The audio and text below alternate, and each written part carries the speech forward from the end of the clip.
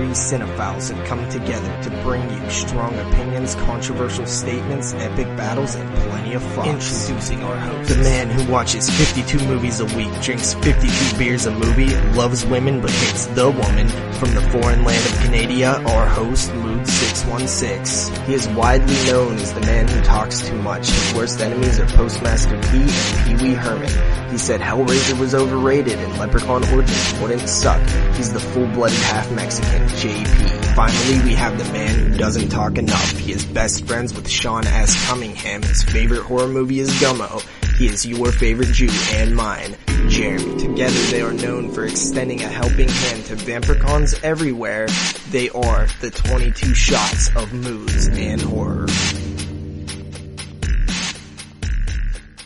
Yes, y'all, it's going down right here. Episode 32 of the 22 Shots of Moodz and Horror is coming at you live right here, right now. I am your host, Moodz 616, or you can just call me Moodz. And of course, I've got my hetero life mates with me, as always.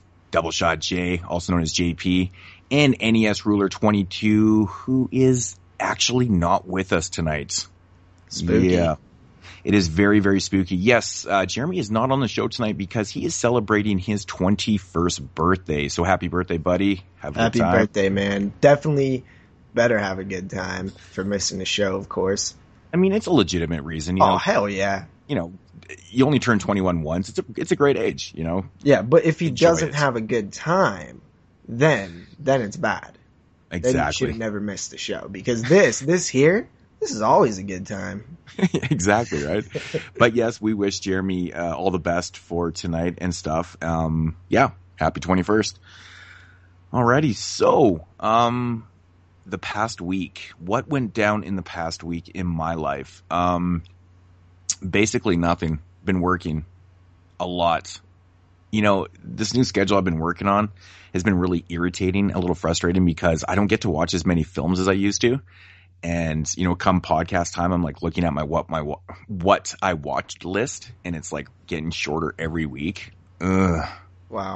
It's really starting to annoy me a little bit, but, you know, I'm trying my best to get some of those things watched, but nothing really exciting happened this past week. You know, today was a really kind of interesting and sad day in NFL football because I just had way too many losses in my in the Pick'em League. Oh man. I think you're ahead of me now, so I mean, I've just embarrassed myself this season. Oh man, today was such an unbelievable day. Like Denver losing, you know, to St. Louis, and, you know, Cincinnati beating New Orleans. Like just so many games. Cleveland losing this week, which I thought was, you know, kind of a that was definitely surprising. Yeah, I know. So, you know, things like that. I took a gamble. I took a huge gamble with picking Minnesota. Of course, you guys were all laughing at me over, you know, Chicago. And at first it looked like it was actually going to work out. Minnesota was up 10-0, and then of course blew that lead. But I know, I was like, whoa, I was stupid. Damn Bears. But then, you know, I started off bad from the Thursday night game by picking Buffalo. I know. Oh, damn it. And then for everybody out there that doesn't know, Buffalo is my favorite team, and I actually picked against them this week because I figured Miami's been rolling. They've been playing some really, really good football. They've been tough. So, and, you know, they really did take it to Buffalo on Thursday. It's kind of depressing, actually, but yeah, all three of our favorite teams, Chicago, which is Jeremy's favorite team, Pittsburgh, which is obviously my favorite team, and, you know, Buffalo, which is your favorite team, are constantly screwing all three of us. I know, it's just insane. You know, Buffalo's dropped to 5-5 now, and it's just, they're done. They're done. That division's tough too. Miami, you know, of course, New England, but well, with really Cleveland losing today, we still have life in our division. But I mean, damn, like losing to the Jets was just that. It just is embarrassing. It's a terrible loss. It is a bad loss. That is a terrible loss. The Jets are a really a bad. They're actually a bad team. Yeah, you know, they're not good. So that is a little bit embarrassing. But yeah. So how'd your week go? Well, my week, it was pretty slow, honestly. I didn't do much. I decided to kind of chill out.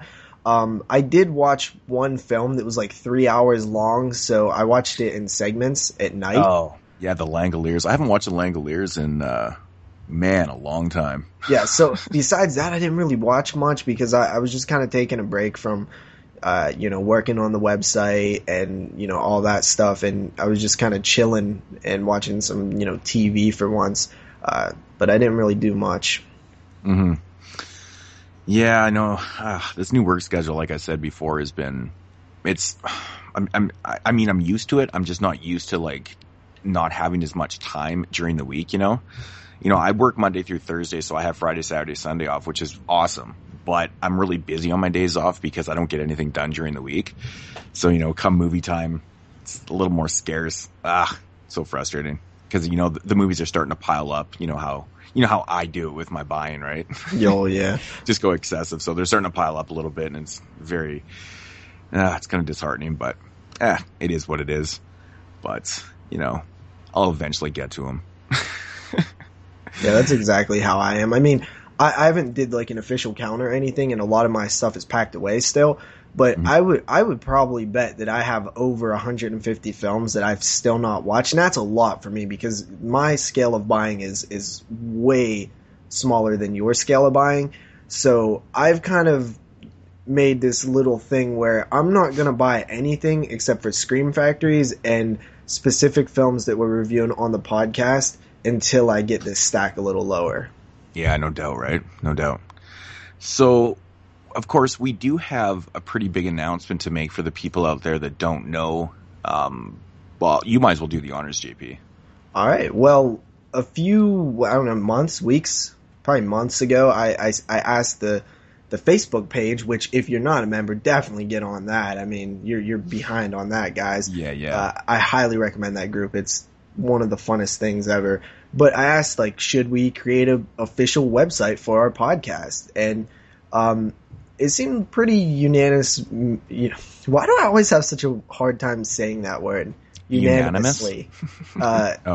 Agreeing for the website, and I just decided to try it out. And I was, hard at work trying to figure out how we wanted to lay it out. We wanted to keep it simple. I talked to you guys. You guys wanted to keep it simple as well. And, kind of just mainly at first it was sort of just an archives for our episodes. But, then we decided to add the Hall of Fame thing to it and a, ratings list where we have all of our films that are rated and, links to the episodes that we talked about them on. And that's just kind of the beginning. We plan on, having, written reviews from you and Jeremy and possibly other people, news stuff. I already have, different distribution companies sending me press releases. So we'll be able to announce, cool little, DVDs and stuff coming out. I mean, it should be really, really fun. And it definitely should be something that you probably bookmark. All the listeners out there, because I feel like we're going to have a lot of content on there and it's going to be awesome. But it is the 22 Shots of Moodz and Horror, or it's 22shotsofmoodsandzandhorror.com. Yeah. So, I mean, you really can't forget that. I mean, if you know the podcast name, type it in, .com. Yeah. So, right now it still is under construction. I plan on trying to get the ratings up next. I mean, that's a huge long process because first I had to go find all of them. I copied them down. I had to go listen to all the old shows. I'm sure I missed a few here and there, but I have probably, I would say 95% of all the films we've ever rated. And it's going to be in an alphabetical order type thing where you click on A's if you want to see all the films with A's. Of course, we skip the word the and a, or, Yeah. But, no, it's really cool. It's definitely coming along. I was looking at it last night. I was just blown away by I clicked on the letter A and there must have been 40 films in there. Oh, I crap, think, man. I think we've rated about 400 films. Wow. So throughout the 31 episodes, I do know that some of the I had it to where I would put all three of our names and then just the person who rated it, or if two of us rated it. But I decided I'm going to take out the names that didn't rate it because it kind of cleans it up and makes it a little nicer. So that'll be like that. I was really kind of, I don't want to sound cocky, but patting myself on the back a little bit that I was even able to do this, because I went in like not knowing like anything. I did find an easy way to do it, but I actually like the way that the episodes are laid out with the theatrical posters and then the player, the download link, the show notes. Like, I actually really, really like that format. Mm-hmm. Yeah, I thought it looked fantastic. I showed the wife last night and she was just blown away by the structure of it and just how easy it was to navigate around, and it looks fantastic. It's perfect. Yeah, I mean, it does cost a little bit of money to do all these different things that we're doing, but we chip in and we work it out. And this particular thing, the way that we have all the episodes listed and stuff, the way that we went about doing this, it also comes with a mobile version of the site. So it is kind of it's not perfect, but it does have a pretty solid functionality on the mobile version of the site. So I know everybody likes to use their phones and stuff. So it's not perfect, but it does work pretty okay. Mm-hmm. Yeah, it's awesome, man. Yeah, I did a really good job with that, man. You deserve the pat on the back. It's a lot of work. I mean, especially like I said, with those individual, like the review ratings and stuff, I was like, wow. Like, I clicked on the first few letters and I was like, holy crap. Yeah. Like, you still have like another 20 letters to go. It's just ridiculous. And it's funny because like you do like a letter like, E, and it's like small. And then you look at like, S or T, and it's like, oh my God, there's so many films that start with that letter. Honestly, there will be a few letters that there's not that many, like X and Y and Z. I don't think there's that many. Yeah, right? I don't even know if we have a film that started with an X, to be honest. Probably not. That's actually a really scarce letter for films. But yeah, definitely everybody out there, go check it out, man. It's really awesome. Help support stuff. We got lots of good stuff coming. I think we're, probably going to, eventually post like certain type of videos on there from, our channels and whatnot. What I was thinking was more like, collection overviews and, just for like, for film companies. Like, I actually just uploaded a video for Synapse Films yesterday. I think that would be kind of cool. It's a showcase on there, but yeah, and there will be all kind of content. It's a slowly building process, but top 10 lists that in written form, stuff like that, opinion articles. I was thinking about doing some exclusive stuff specifically for the website that would be kind of fun. Oh man, there was some other ideas that I had that I was throwing around in my head. We'll keep some of the stuff a little, secret for now until we figure out if we're going to do it or not. But I really do think that this could be like a great place to go for like all things horror. Like you said, the videos, post some of our videos from our channels.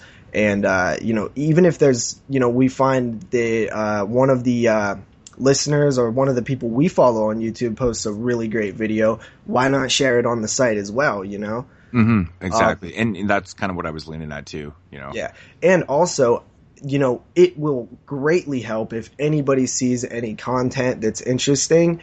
Like maybe some horror fan made an awesome short film or something, email that to us. We'll get it. Then we can always have like, more reach in terms of what we can acquire in content and stuff like that.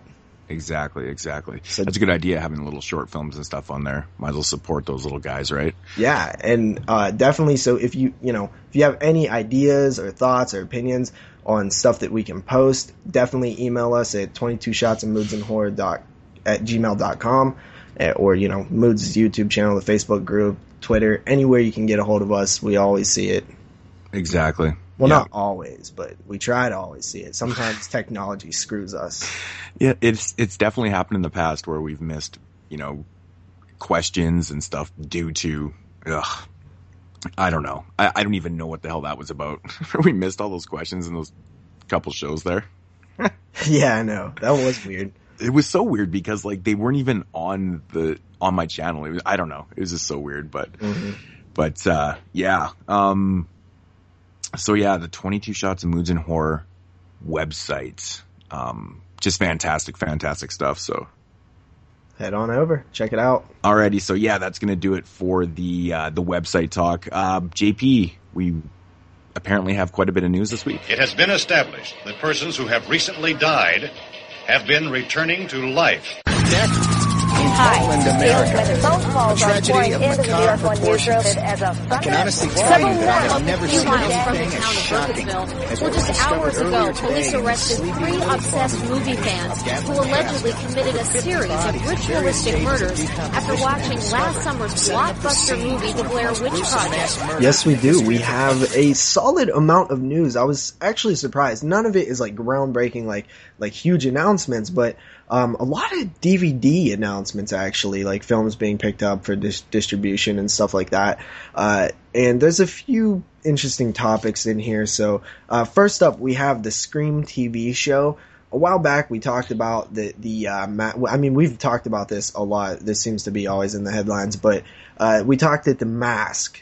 There was some rights issues with it. Well, apparently the creators are saying that's not true. They just decided to go away from that mask. They're still going to have a mask, but it's going to be darker, almost grounded, evolved version of the mask. They say that they kind of wanted to think about what is the purpose of the mask? Where did the mask come from? This and that. How did it evolve?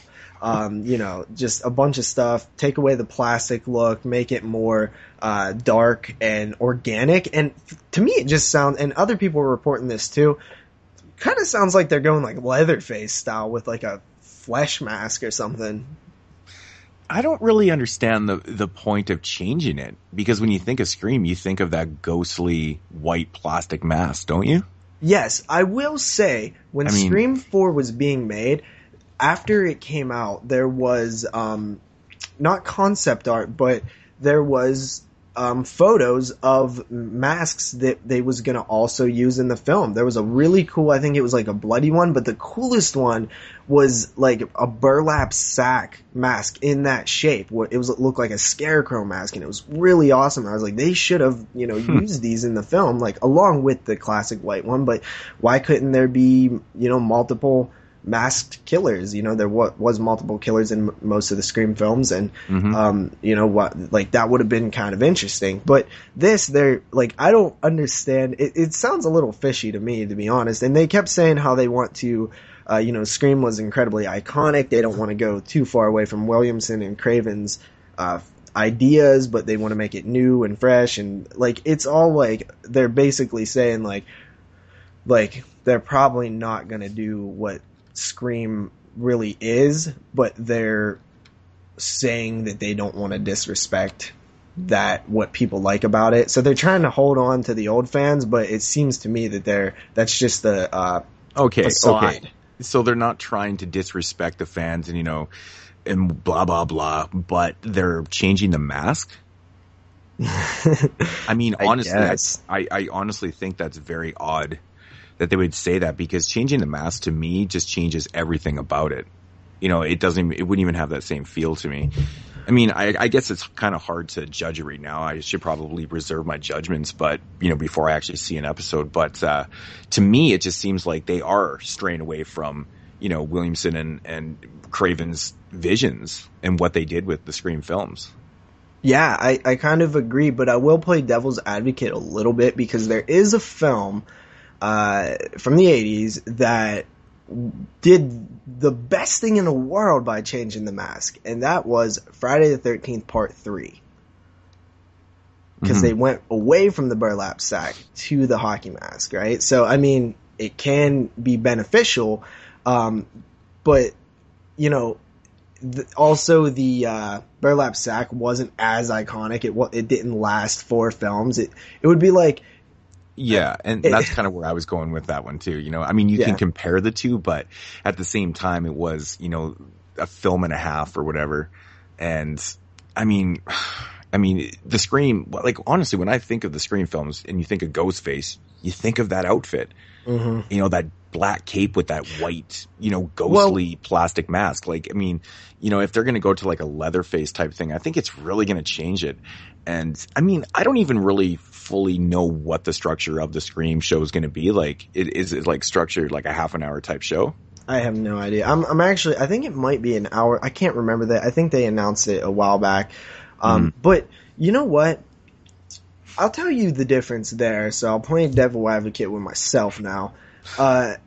Jason is iconic. It wasn't just the hockey mask, right? Jason was the iconic character. Now, Scream doesn't have that because it's multiple killers, right? So technically, what the carryover is the mask, right? Because, you know, obviously it's the characters that carry over into the series, but the main iconicness of it is the mask because there's nothing else besides, you know, just the, you know, precisely protagonists. Precisely. I completely agree with that.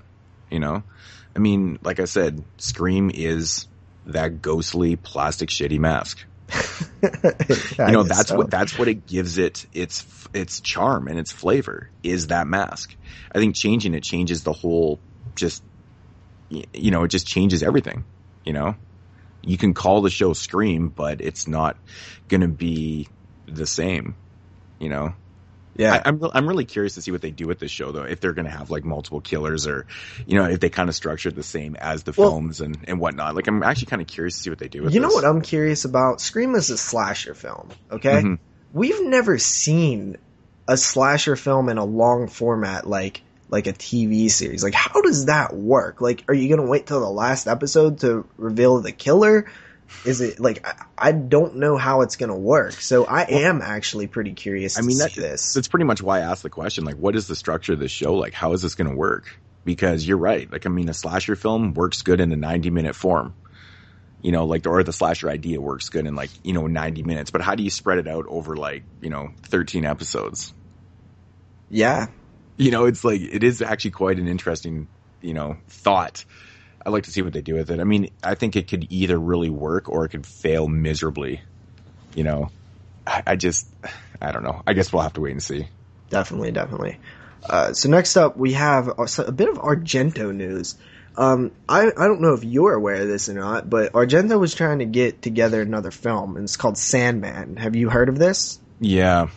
Okay, so they actually released a synopsis for the film, and I guess it follows a character by the name of Nathan, who is a young city boy, a young student in the city who struggles to forget his childhood trauma at the where he's seen a killer dubbed the Sandman, and he kind of killed him, but then now he's back. It was years ago on Christmas Eve, and he witnesses a murder of his mother. I guess he kind of kills it, but then like now when he's a student, a young student, he sees a beautiful woman who lives across the street be murdered by the same mass killer. So now it kind of throws him into this crazy thing, and there's buried secrets, and Christmas is coming, and so is the Sandman. Sounds kind of interesting. It almost sounds kind of like a throwback. Like I kind of picture this as like almost like a like Eyes of the Stranger type, or Someone's Watching Me, Carpenter film. Kind of sounds like this a bit, but it's set on Christmas. Like, I think this could be fun, but does Argento still have the tools? Yeah, you know, that's the thing, right? Like, Argento's later films have been, you know, almost laughable a little bit. So, I mean, this idea does sound pretty cool. I mean, it kind of sounds like, you know, he's trying to do something that he's really well at doing, is like, you know, kind of like a slasher giallo type film, right? Yeah. So, I mean, honestly, I think it could work because, I mean, he's done these type of films very well in the past. I mean, it's just really about, I guess, his direction and really casting on this, and really not having, you know, any cheesy moments and stuff. I think with some of his later films, he's not capturing what he used to be able to capture. Yeah, you know, like he would have like these moments in his newer films where it's almost laughable. You know, it's almost like those cheesy moments shouldn't be in the type of film that he's doing. You know what I'm saying? And it just really doesn't work. So, but yeah, I mean, if this one's played straight faced and, you know, kind of goes with what it's supposed to do, you know, that investigative giallo type slasher feel, really dark atmosphere, like Argento can execute really well, I think it could really work. I do like the premise. So. Yeah, I do too. I like the idea of it being set on Christmas as well. You know, me and you are both fantastic suckers for that. Yeah. But I'm actually craving what you just said. Like, we talked about it last week or the week before, where I'm just kind of burnt out on the comedy horror, and I just want raw, like serious slashers or something like that, and like I feel like I'm like craving it in the world of horror. So like I definitely want it played straight faced and all those things you was saying. Like I just feel like there's not enough of it anymore. Yeah, there really isn't. You know, there's just way too much comedy in horror now. I mean, sometimes it does work, and other times it completely doesn't. But then, you know, they're pumping out so many like strictly, you know, comedy horror films. Yeah. You know, it's not even like a horror comedy. It's like a comedy horror. It's like, fuck, man. Let's see something straight faced. You know, Argento do this real dark giallo slasher. You know, and yeah, I mean, fuck. It's already got a good premise. It's set on a good time. So I don't know. I think it could work. Well, you're absolutely right that comedy horror type of slasher thing does work, like Hatchet and stuff, but I'm just burnt out on it. I just feel like the amount is just too much. Like, it does work. Yeah, there's a place for it. I'm just burnt out on it. Like, I'm even to the point where I'm like, looking at the Hatchet films like you know, I used to love these, but like I'm just so burnt out on this style right now. I think the whole thing with the, you know, the comedy horror is that it's so much easier to get away with making, you know, horror comedy or comedy horror than it is to make a straight-faced horror film. Because when you make a straight-faced horror film, you know, you're kind of vulnerable, right? Well, it is, because if it doesn't work, then it just sucks, right? Yeah. But you know, with like a horror comedy, like you can kind of get away with it a little bit. Like, oh yeah, the movie's, you know, it's not really meant to be like an A+ film, you know, and some of the comedy works, some of it doesn't. And it just seems like it's more passable to people. You know, they're exactly like, exactly what it is. You're absolutely, you know, it's more right. passable. You know, with, you know, if something's supposed to be serious and it doesn't work, you're like, that movie fucking sucks. Straight up. There's no in between ground with people. Yeah. Cause if your film fails as a slasher and you have comedy, well, at least you have the comedy to fall back on. If you don't have any comedy and your film sucks, then there's nothing to fall back on. It's just, it's just whack. Yeah, exactly. And I think that's why there's so many filmmakers doing, I mean, I hate to say it, but it's kind of a cop-out a little bit. You know, people aren't trying to make those serious-ass horror films anymore. I mean, I shouldn't, you know, I mean, it just seems like there's way more not straight-faced horror films. Yeah, I mean, obviously there are straight-faced horror films. There definitely is. We're just saying, compared to the amount of the silly stuff that we get, there's not enough. We want more of the old-school, like, serious horror. Yeah. I mean, honestly, I couldn't imagine Argento taking this idea and making it goofy. You know, I mean, he's never really intentionally made goofy ass films. I mean, the Sandman is played by Iggy Pop. Really? Iggy Pop? Wow. Fuck it, man. He's an interesting looking character too. I think that's pretty good casting. He's kind of freaky looking. So yeah. Not bad. So finally on that, this film is actually being financed via crowdfunding. So Indiegogo. And I found it to be pretty interesting because it's at 92% financed, racking up $151,310 out of this $165,000 goal, with 16 days remaining at the time of this recording. So it looks like they're probably going to get everything they asked for. Fuck, that's pretty good, man. Holy shit. Yeah. People are throwing down their money. I mean, it is Argento. I mean, honestly, love Argento, dude. I actually didn't even know this was an Indiegogo thing. Yeah. That's kind of crazy. We'll throw the link down, you know, just so anybody who's, you know, wants to check it out can see what kind of perks they're offering and stuff. You know, I might have to contribute to this. You know, I was actually thinking the other day, I've contributed to like so many Indiegogo things and stuff, and I think I've forgotten about a bunch of them, and I never received anything.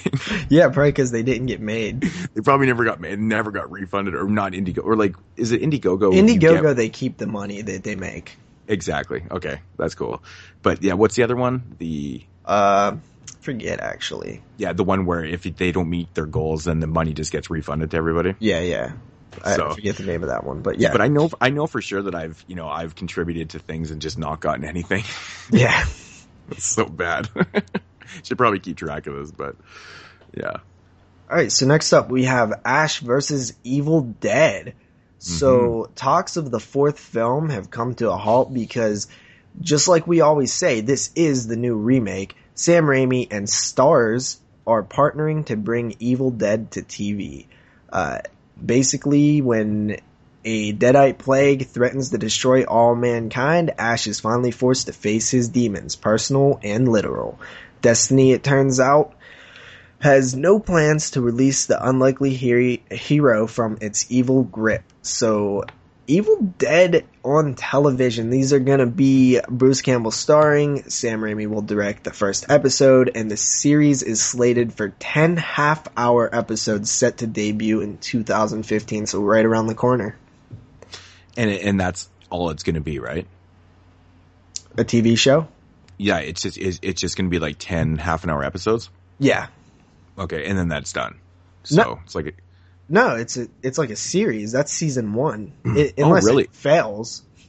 Oh, wow. I thought they were actually doing kind of like a mini-series kind of thing, you know? No, it's like an actual legit like TV series. This is the new remake, dude. We talked about it many times. Like, these franchises are going to TV. I actually heard a rumor a while back that the Friday the 13th film that's coming out is actually going to tie into the planned TV series. Yeah, that's right. This is actually getting kind of crazy with all these shows coming to TV, man. It's pretty wild. There's so much horror related content on TV now. I know. It's really crazy. And if you kind of look at it, isn't that kind of where the serious horror is right now? I mean, they're not really that like comical. It's kind of, like American Horror Story and Walking Dead and the From Dusk Till Dawn TV series and all these other shows that are out there right now are Bates Motel are all pretty much played straight faced, and TV is nowhere near what it used to be in the 80s. It's far less cheesy. It's like they swapped. Yeah, totally. So I'm curious. There's way more budget now too, right? So I'm curious on what Evil Dead we're going to get here. Are we going to get Evil Dead, or are we going to get the Evil Dead 2? Or are we going to get Army of Darkness? Or Army of Darkness. Like, I mean, honestly, like, I prefer the Evil Dead, like the original film, over Part 2. I know a lot of people like the comical elements of Part 2. I love Evil Dead 2, but I personally, always lean towards the original one because I like it's a little more straight faced. It was meant to be a terrifying horror film, is what it was. Yeah. Part 2 was those elements, but very comedic. Well, I think Evil Dead 2, the more that I watch it, I kind of get annoyed at the slapstick. Like there is room for the comedy where it's disturbing, like the deer head laughing and stuff, but it gets like slapsticky, and it's even worse in Army of Darkness. And I think there was a little bit more written on this, and I believe they did say something about the humor is going to be intact as well. So maybe Evil Dead 2-ish. I hope they don't go full-blown Army of Darkness. It does make kind of sense, though. I mean, Bruce Campbell is known for, being a pretty comical dude, right? I think if he went back to being like, super serious Bruce, I don't know if it would fully work for everybody. So I can kind of see why they're leaning towards, doing a little more comical side of the Evil Dead. Well, it does make sense. It is funny when Bruce Campbell gets hurt and stuff, right? I mean, that I'm fine with. It's just the tone, changes when it's like eye poking and stuff like that. But I don't see Stars really going for the like Army of Darkness, like Three Stooge-esque like slapstick. I think they'll tame it down a little bit. I'm sure it'll be there, which I'm okay with. I'm okay with there being a certain amount or a certain level of that humor because, like you said, Bruce Campbell, it kind of fits the Ash character that we see now. But I do want it to be serious as well. Yeah, totally. Mm-hmm. Okay, so after that, Insidious Chapter 3. I guess they're pushing it back a week, so it's being released June 5th now, instead of a week before that. Just a little update on that. I should probably, watch Insidious 2. What, man? I still haven't even picked it up. It's pretty good. Yeah. I mean, I still haven't even picked up the fucking movie. It's like really, really odd around here because I want to find Insidious 2 on DVD because I bought the first one on DVD and I'm weird like that. Like if I can't just have the first one on DVD and then buy the second one on Blu-ray. You know what I'm saying? I can't do it. I don't know. I can do it sometimes. It's worse for me going from Blu-ray with the first one and then DVD to the second one. Like I can go up. I don't like going down though. But, everywhere I find Insidious 2, the Blu-ray is way cheaper than the DVD. So just I'm like, the Blu-ray. I know, maybe I should just fucking get rid of my Insidious DVD and just upgrade it, because I think it goes for like $5 brand new too, so just get them both on blue. Yeah, so Insidious Chapter 2, you've probably done the best thing possible by waiting, because I feel like when it was out with all the hype, and, The Conjuring it was right around the same time as The Conjuring and stuff, and the trailers, dude, killed Insidious 2 for me, because they showed all the scares in the trailers. So waiting this, long period of time, a year plus, I think will do the film justice for you, because I was kind of bitter by the fact that I seen everything in the trailer and everybody was talking about it and stuff. So, it kind of, I never actually even watched the trailer. That's good. I never seen it once. I'm actually getting really, really fucking good with completely avoiding trailers. I am for too. Anything. I barely watch trailers at all. I mean, it is kind of easy to avoid a lot of trailers nowadays, especially like for theatrical films, because I don't watch TV per se. So, yeah. It's just a lot easier. But if someone posts up a trailer or whatnot, I generally do not watch them. So yeah, I pick and choose. Like if there's something that's a little more less serious, like a kind of a silly film, I'll check out the trailer. But if it's something I'm really looking forward to, I'm avoiding it like at all costs, because I'm so tired of films being ruined for me by the trailers, because they show so much footage. Oh yeah, I mean that's the reason why I don't watch them. So it's just way too many films. I'm just like, are you fucking kidding me? Who cut this shit together? Yeah. It's just so poorly done nowadays. Fucking horrible. So after that, we have M. Night Shyamalan. I think that's how you say it. He is doing another kind of horror film, I guess. Universal set a release date for his new film, The Visit, which the release date is September 11th, 2015. The Visit focuses on a brother and sister who are sent to their grandparents' remote Pennsylvania farm, where I'm from, for a week-long trip. Once the children discover that the elderly couple is involved in something deeply disturbing, they see their chance of getting back home are growing smaller every day. Yeah, I'm not very a fan. Mysterious. I'm not a fan of the director at all. In fact, I actually don't even like any of his films. I know that might be blasphemy to some people. I know some people really like Signs, and even The Sixth Sense I know people really enjoy too, but I'm just not a fan of the guy's work, man, at all. He has to be the biggest rise and fall of any filmmaker ever, I think. Like that guy was considered like the second coming of like, the best director in the world or something, he was, I remember like his first couple of films, like everybody was like, this guy is the next big thing. And then he just bombed one after another after that. I've never actually seen The Sixth Sense, but I've seen a couple of his films, and I agree, man. I'm not a big fan either. I think Signs was effective on me when I was a kid and I seen it. But now it's really goddamn silly that these aliens can't open doors, and like it's just like, it's kind of I know. I don't understand why people like that film so much. I don't think it's that great at all. Another one that I watched by him is The Village, which I didn't really care for either. It's just, I don't know, man. Village is he's very disguised as a horror film. Exactly. He's a very, very overrated director. Yeah, but I actually think that people realize that now. Like, I think a lot of, even the mainstream kind of are not like big on him anymore.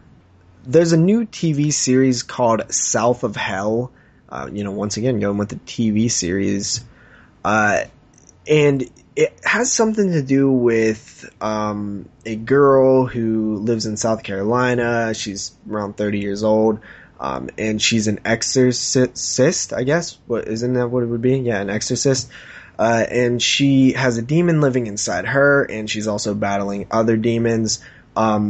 It doesn't really sound too appealing to me, but Eli Roth and Ty West will both be directing episodes. Eli Roth was already attached, and now Ty West is attached. This is going to premiere on WeTV in the year 2015. Thoughts on that? So Ty West episode's going to be a real slow burner. I don't know, man. You know, these whole exorcism, possession type things, you know, they're so hit and miss. And I think we can all agree that they really are. There's some that are really poorly done, and making a TV series out of it, I don't know.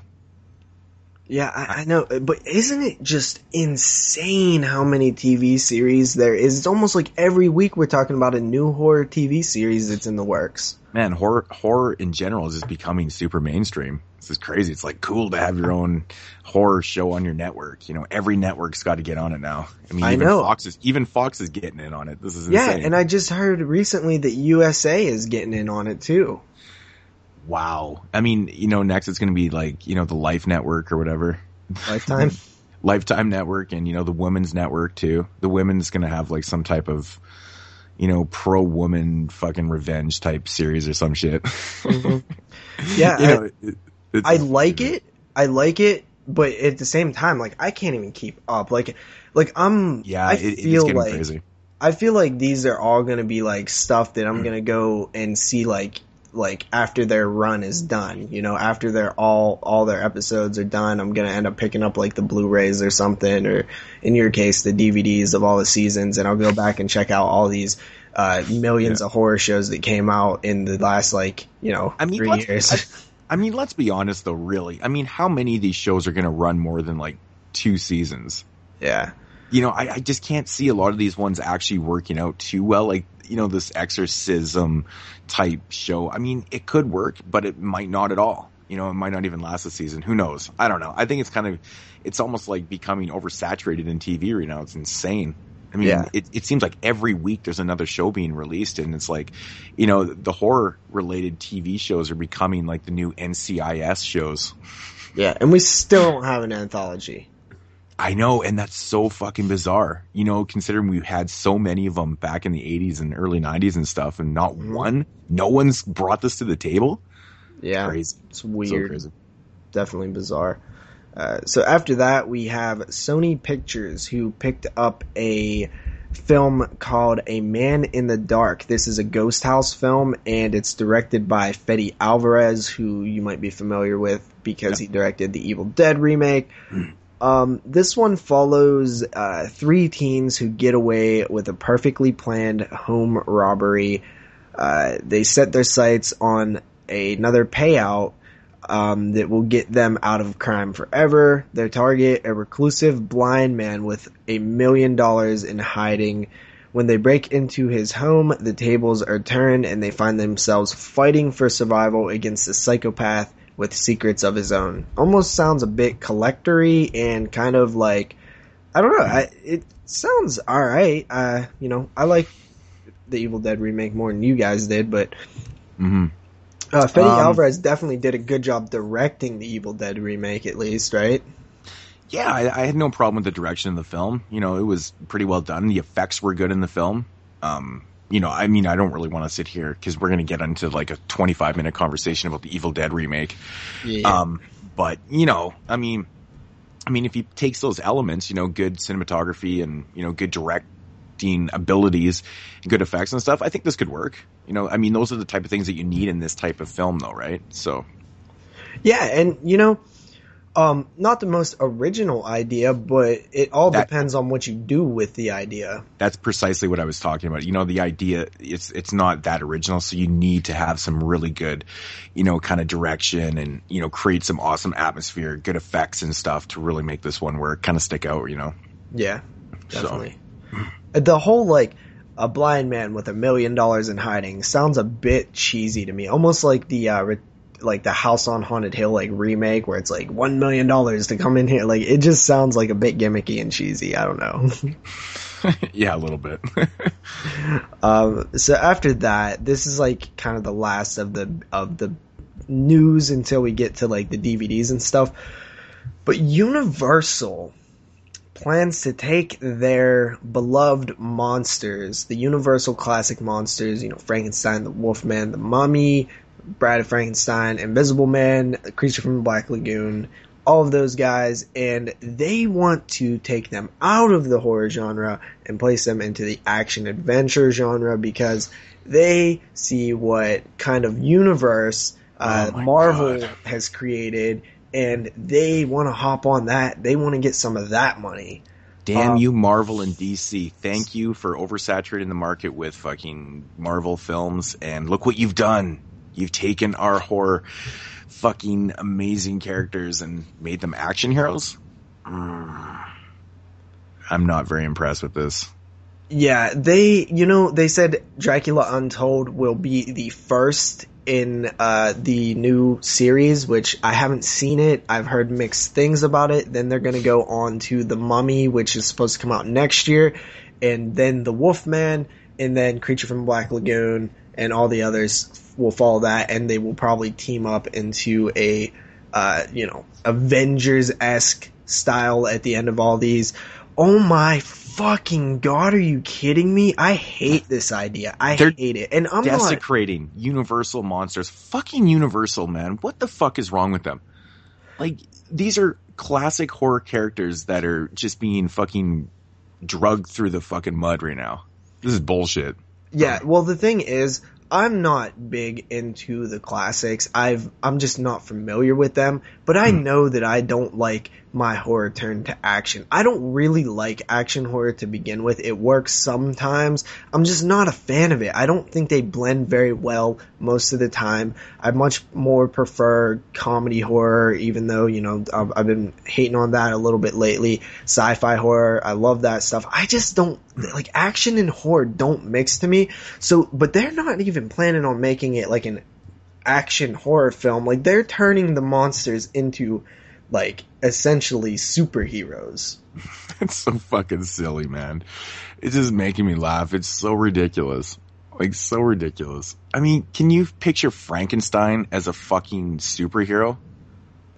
I mean, honestly, yeah, I could, like, in, like, a comic, like, I can see it be, like, this spin-off, like somebody created a team of, like, superheroes that were, like, monsters or something, but it's, like, don't take the actual, like source and turn it into that. Like, you can do some kind of, like, different film where you're, like, just kind of have, like, these characters, but, like, when you're actually saying, like, we're taking those and now we're doing this with them, that's when you really just kind of, destroy the grave of these, like, classic, iconic characters. Oh, I completely agree. I think this is horse shit. It's like it's all about money right now. They don't even give a shit about the legacy or the characters. They're just creating, just bullshit out of this, man. I don't even know what to say about it. I mean, ever since it got announced, all I've done is just shake my head at it. I'm just like, I haven't really heard anyone say. Have you heard anyone say, yeah, I like this idea. I think this is really cool. Well, Rich kind of said that he liked, I think he said he liked Dracula Untold, and he liked, but see, Rich really likes the comic book movies, and he really likes the like, action stuff as well. Like, I'm not a big fan of superhero films. Like, I like the X-Men, and I like them in small doses. I don't give a damn about, like, how big the Avengers is. To me, I saw it, and I was like, yeah, it's like an action, like, I'm not blown away by this type of stuff. It looks cool, yeah, it's like a spectacle, but, like, I'm a horror fan, I'm not a superhero fan. I'm definitely not an action fan. I like Die Hard, but I mean, I don't get excited for new action films coming out, like, and to see, like, these characters being, hold up, before we get into that, there was a roundtable discussion on this by the people at Universal and other people and stuff, and here's actually a little I can't even, alright, I'm gonna try to say this. Alright, this is a little bit of the interview. We don't have any capes. They're referring to superheroes. But what we do have is an incredible legacy in history with the monster characters. We've tried over the years to make monster movies unsuccessfully, actually, and we had an epiphany which is that the horror genre has a ceiling. It's not global. There's a reason why monster characters are enduring generation upon generation, so we took a good hard look at it and we settled upon an idea, which is to take it out of the horror genre and put it into the action-adventure genre and make it present day. Bringing these incredible, rich, and complex characters into the present day and reimagine them and reintroduce them to a contemporary audience. Are you fucking kidding me? What a load of bullshit. What do you mean they made monster movies like unsuccessfully? Yeah, because they made them action movies, like the goddamn Mummy with Brendan Fraser. Yeah, I mean, the old Van Helsing, Universal films were fantastic. They can't say that those were unsuccessful. I mean, yeah, when you start fucking making Mummy action films and starring, casting Brendan Fraser as your lead. What they're trying to do, you need a punch in the fucking face for that shit, man. That's what ridiculous. They're trying to do here is make excuses. So they're saying we've tried to reboot them as horror films, but they failed. No, they didn't fail because they were just horror isn't that interesting anymore. They failed because you didn't do a good job. Like the Wolfman film, I haven't seen it. I know there are fans of it, the last Wolfman film, but from what I understand, the trailers look pretty CGI heavy, look like the same old shit. There is fans of that film. Personally, I thought it was a piece of shit. I saw it in the theater, and actually I saw it with the wife, and we both walked out of there. And it was kind of funny because I was on the string of, I'd been to the theater, I think it was like the last 5-6 films I'd seen in the theater. I fucking hated every one of them. And, that was kind of like the end of the road for me. And I was just like, what the fuck? Every time I go to the theater, there's a fucking movie I watch and it sucks. And, that was one of them. I really didn't care for it. I do see why people could like it, but there was some pretty shitty CGI in it and stuff. And I didn't really care for the story at all and stuff. It just wasn't interesting. But you are 100% agreeing with me when you say that is not like horror's fault. They're saying the reason those films weren't successful is because horror has a ceiling and it can only go so far, and people just aren't interested in horror films. It drives me crazy that they're trying to say this. You're actually insulting. They're just trying to justify. They're just trying to fucking justify their fucking ignorance, man. They're so fucking stupid. If they go out and actually ask people what they fucking really want, instead of sitting in a round table with fucking people wearing suits and ties and figuring out shit, this is what fucking happens. I guarantee you none of those people are fans of horror or fans of the monsters. They need to fucking ask the real fucking people in the world, not these motherfuckers sitting with their suits and their ties and their stupid, ignorant fucking ideas around a round table. Go out into the real world and really ask people. Make it dark and scary. You know exactly. what? Just from the trailers of the Wolfman, that one we was talking about, it looks too stylized. It looks too shiny. It doesn't look dark enough. I did see some cool looking atmospheric stuff there with fog and stuff like that, but the problem is they're not making it dark and horrific. They're trying, they've been doing this the whole time actually. They've already been going towards this way, and that's why these films have failed. They're just not any good. If you can't blame your film failing because people aren't interested in horror. That's the biggest line of bullshit I've ever heard. The Conjuring just made so much money. Make a good horror film, or at least one that can grab the attention of the masses, and stop blaming it on people don't like horror, because guess what? People are not in lines at action adventure conventions, okay? Exactly. I mean, look at the first thing you see when you fucking watch a trailer for The Mummy. You see Brendan Fraser and you're like, really? I mean, are people interested in that? I actually don't hate The Mummy, but I like it not as I don't. Casting's a big deal for me though, man. I see somebody like that. I don't think the guy's any good, to be honest. And that's one of the points. One of the reasons why it's not just him about the film. I think the film is pretty shitty, to be honest. But I don't know, man. Casting and just fuck. They got to stop with this shit, man. You're hurting the legacy, man. You're literally that quote was so disrespectful, man. It really is, man. For the fans that really want this stuff, they don't even fucking care. That's just what it shows. It's all the bottom line. The bottom line is it's all about money. It's all about money. They know if they make these huge ass blockbusters, they're gonna fucking bring in all the 12-year-old girls and boys and stuff.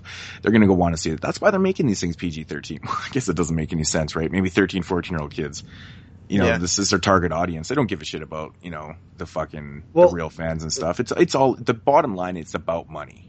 These are excuses that they're making to try and justify, their new turn of, where they're going with these monsters and stuff. Mm-hmm. They're just trying to justify it. It's fucking all about money, and they should have just said that instead of trying to insult our intelligence. Not only they're ridiculous. Insulting our intelligence, they're disrespecting the legacy. They're disrespecting the art that was created in those films. They're disrespecting the monsters, and most of all, they're disrespecting horror fans, which is, hey, don't do that. Yeah, man, it is totally disrespecting the characters. All these classic Universal monsters, Dracula, Frankenstein. Fuck, man. They're just like glorified fucking superheroes. What the fuck, man? It's not what they were meant to be. It's not what they're meant to be. So, I completely disagree with this. For anybody out there that, disagrees with us, that's fine. You're entitled to your own opinion, but this is our opinion. We say fuck this idea. I think it's stupid. And it's ridiculous, and I'm fucking pissed off, and I'm actually getting all worked up right now because the more I think about it, it just absolutely aggravates me. I've been watching a lot of, older I watch Universal stuff all the time, like the older films. I'll pop them in, and they're just so fucking awesome, and this is very, very disheartening what Universal is doing with these, these iconic classic characters. Yeah. Fuck you, Universal. Definitely. And I honestly don't think that many people will be disagreeing with us. I really feel like the horror world is kind of up in arms about this because these are classics, man. These are like the foundations of horror. And it kind of worries me because okay, what if it is successful? Which it probably will be just because of the amount of the money that they're going to put into marketing, because when they have these ideas, they put all or nothing in. I hope it bombs, because I'm scared that are they gonna take my Jasons or my Freddys and turn them into action characters? I don't want any of this. I want no part of this. Yeah, I want no part of that either. I can't imagine, Freddy being an action hero. Yeah, they'll just be like, what was a really good idea? Nightmare on Elm Street Part 5, Super Freddy. Why did they never continue that? Let's do a movie about Super Freddy. Oh, God. Fuck, that's funny. Yeah. Definitely. So that's about all there is on that. I don't even want to talk about this again. We'll probably never. I probably won't even cover the news as these films come out unless they, change their tune, because I don't even want to talk about this silly shit. Mm-hmm. So moving on, Jezebel. This is a supernatural thriller directed by the guy who did Saw 6 and 7, I believe, and written by the guy who did Hell Baby and Night at the Museum. So this film is going to be hitting DVD and Blu-ray digital on January 13th, 2015 from Lionsgate Home Entertainment. It follows a girl going back to her childhood home in Louisiana to recuperate from a horrific accident. Jezebel comes face to face with a long tormented spirit that has been seeking her return and clearly has no intention of letting her escape. So this one sounds sort of like a ghostly, typical shit, and I think it actually might be PG-13. Oh, awesome. Yeah. I'm not sure about that. When I was looking at films that were coming out this year, I thought I remembered seeing that one and seeing PG-13 next to it. Wow. Yep. That's pretty much it on that one, huh? No opinions. Yeah. No. All right, so next up we have a trio. That's right, I said trio of IFC acquisitions. So first up, we have Ejecta. This one is a reclusive UFO conspiracy theorist. William Cassidy is taken prisoner by a secret government agency investigating the arrival of an alien life form. Through flashbacks, they uncover the terrifying details of what happened the night the alien returned and changed everything we thought we knew about the universe. Sounds interesting. I've seen Midnight. I'm always interested. And of course, you know, I really like the idea of alien films, like horror films, like abductions and stuff, but I just feel like they're often underwhelming. So maybe this is a good one. After that, they acquired Wormwood, or whatever it's called. It follows a mechanic and a family as he struggles to rescue his sister, who is kidnapped by soldiers. On the eve of a zombie apocalypse, he sets out through the harsh, blood-spattered Australian bushland to battle both the undead and the military alike. Sounds like every other, you know, zombie film, military and the undead. Except for the difference with this one, that they've got it, you know, in the outback of Australia. Yeah, which could be cool. But you know what? It's IFC Midnight, and like, I know some of them are misses, but like, actually, when I think of IFC Midnight, I do think generally good films. So, you know, yeah, they've been doing such a good job with their releases in the last couple of years. Crazy, man. They've been pumping out so much good stuff. Yeah, good company. And the next one is the next and final one is called Backcountry. And this one actually sounds the most interesting to me. It follows Alex, who's a seasoned outdoorsman, and his girlfriend Jen, a corporate lawyer who is not. After much convincing and against her better judgment, she agrees to let him take her deep into a park to one of his favorite spots, the scheduled Blackfoot Trail. Essentially, you know, I'm not going to go through the whole plot, but essentially what happens is they start running out of food, they get lost, blah, blah, this happens, and there's a goddamn bear.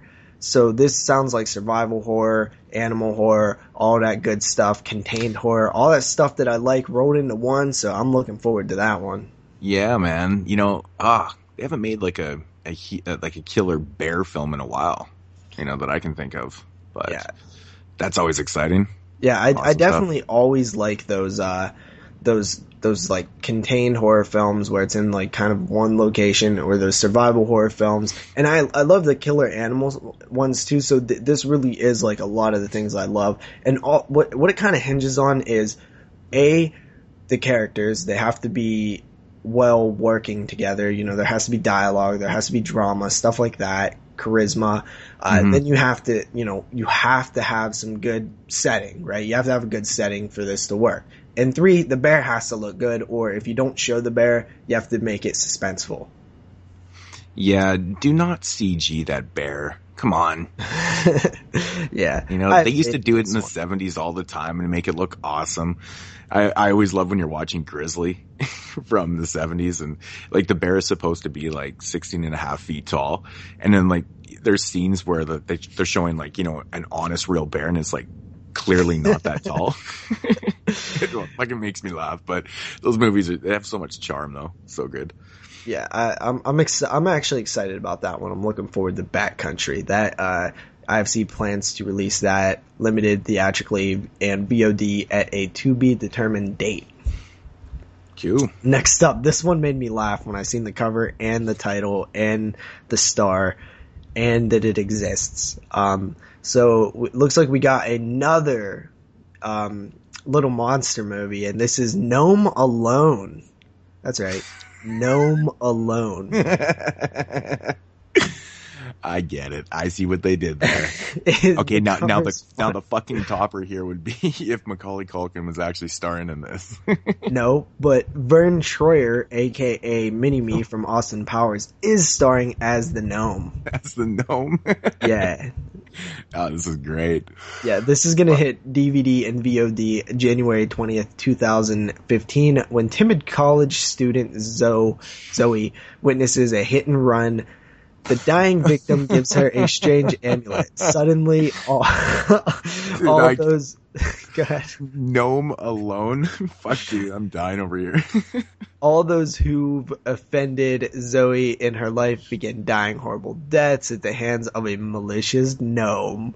When Zoe discovers the horrible history behind the amulet, Will she be able to harness its magical power before the gnome begins killing those closest to her? Okay, man, you know somebody wrote this script just to get Vern Troyer back on the big screen. This is not on the big screen. Well, whatever, on your 50-inch, you know what I mean? But to get him back into films because the guy's writing, he's like, yeah, you know, I haven't seen Vern Troyer in anything in a long time. You know, so I'm going to write this movie about a gnome. Dude, I can only imagine the the writer who sits down and, you know, he types up gnome alone and he's like, fuck, what am I doing with my life? Like, he gotta write this movie called Gnome Alone? Are you serious? Oh, that is so good, man. Gnome Alone. We can only hope that it'll be as good as, like, Rumpelstiltskin or Hobgoblins or one of those little guy creatures. Or Blood Gnome. Oh my god, have you seen Blood Gnome? I still have never seen that movie, no. Oh, man. Yeah, so, I just hope they make these little type of things forever, because they're always usually bad, but I mean, when you can have a collection of all these little like gnomes and hobgoblins and Rumpelstiltskin things, I mean, it's just great to have a collection of all that stuff. So yeah. After that, Annabelle is hitting Blu-ray combo pack DVD digital HD January 20th of 2015. Well, not really that cool, but you know. Yeah. You know my thoughts on Annabelle. Finally, Wrecker. This is a film that is going to be released by Exhilarator Media. They have acquired the distribution rights at the AFM, American Film Market.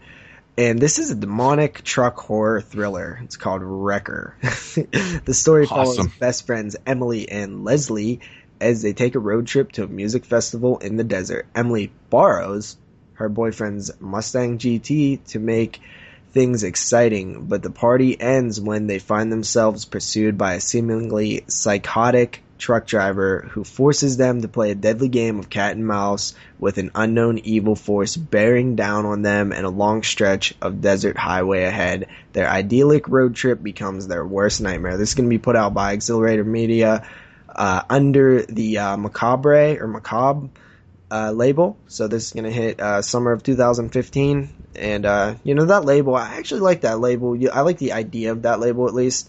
I've only seen a couple of their films, but it seems like they grab some interesting stuff. Yeah, they put out some pretty good stuff, man. You know, some of it's not the greatest, but most of it is actually pretty good, worth the watches. So, yeah. So that's pretty much it. And you know, I apologize for butchering all those synopsises. I normally don't write down the synopsis just because I know I'm gonna suck at reading it, but I decided to give it a shot this time. All right, so yeah, that's it for the news. There's quite a bit. There's quite a bit this week.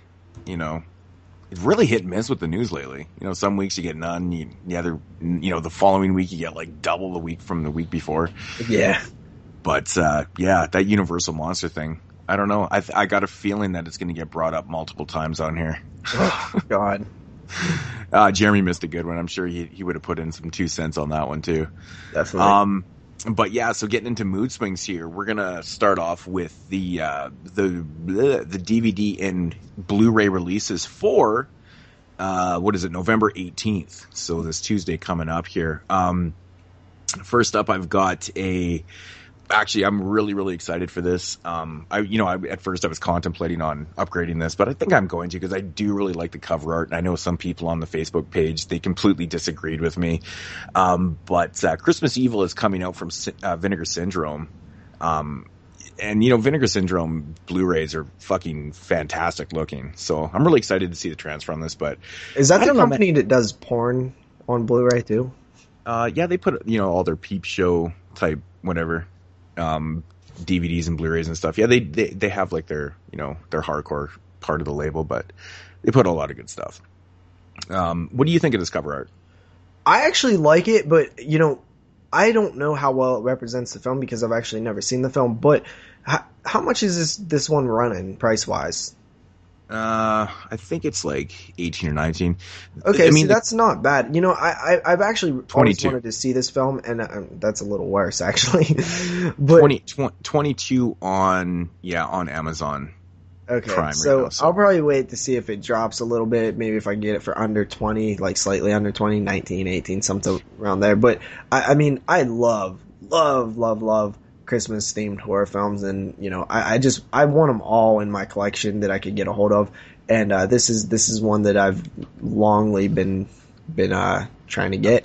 I'm a big fan. You know, honestly, the cover does represent the film because there's basically a scene that kind of even looks like this. Yeah. I reviewed this movie on my 25 Days of Christmas Horror series I did last year. I did this on Christmas Day, and I purposely, kept it for Christmas Day. But it's a fun film, and I know some people don't really care for it that much because it's more of like it's kind of like more of like a character study than, a full-blown type slasher film, Yeah.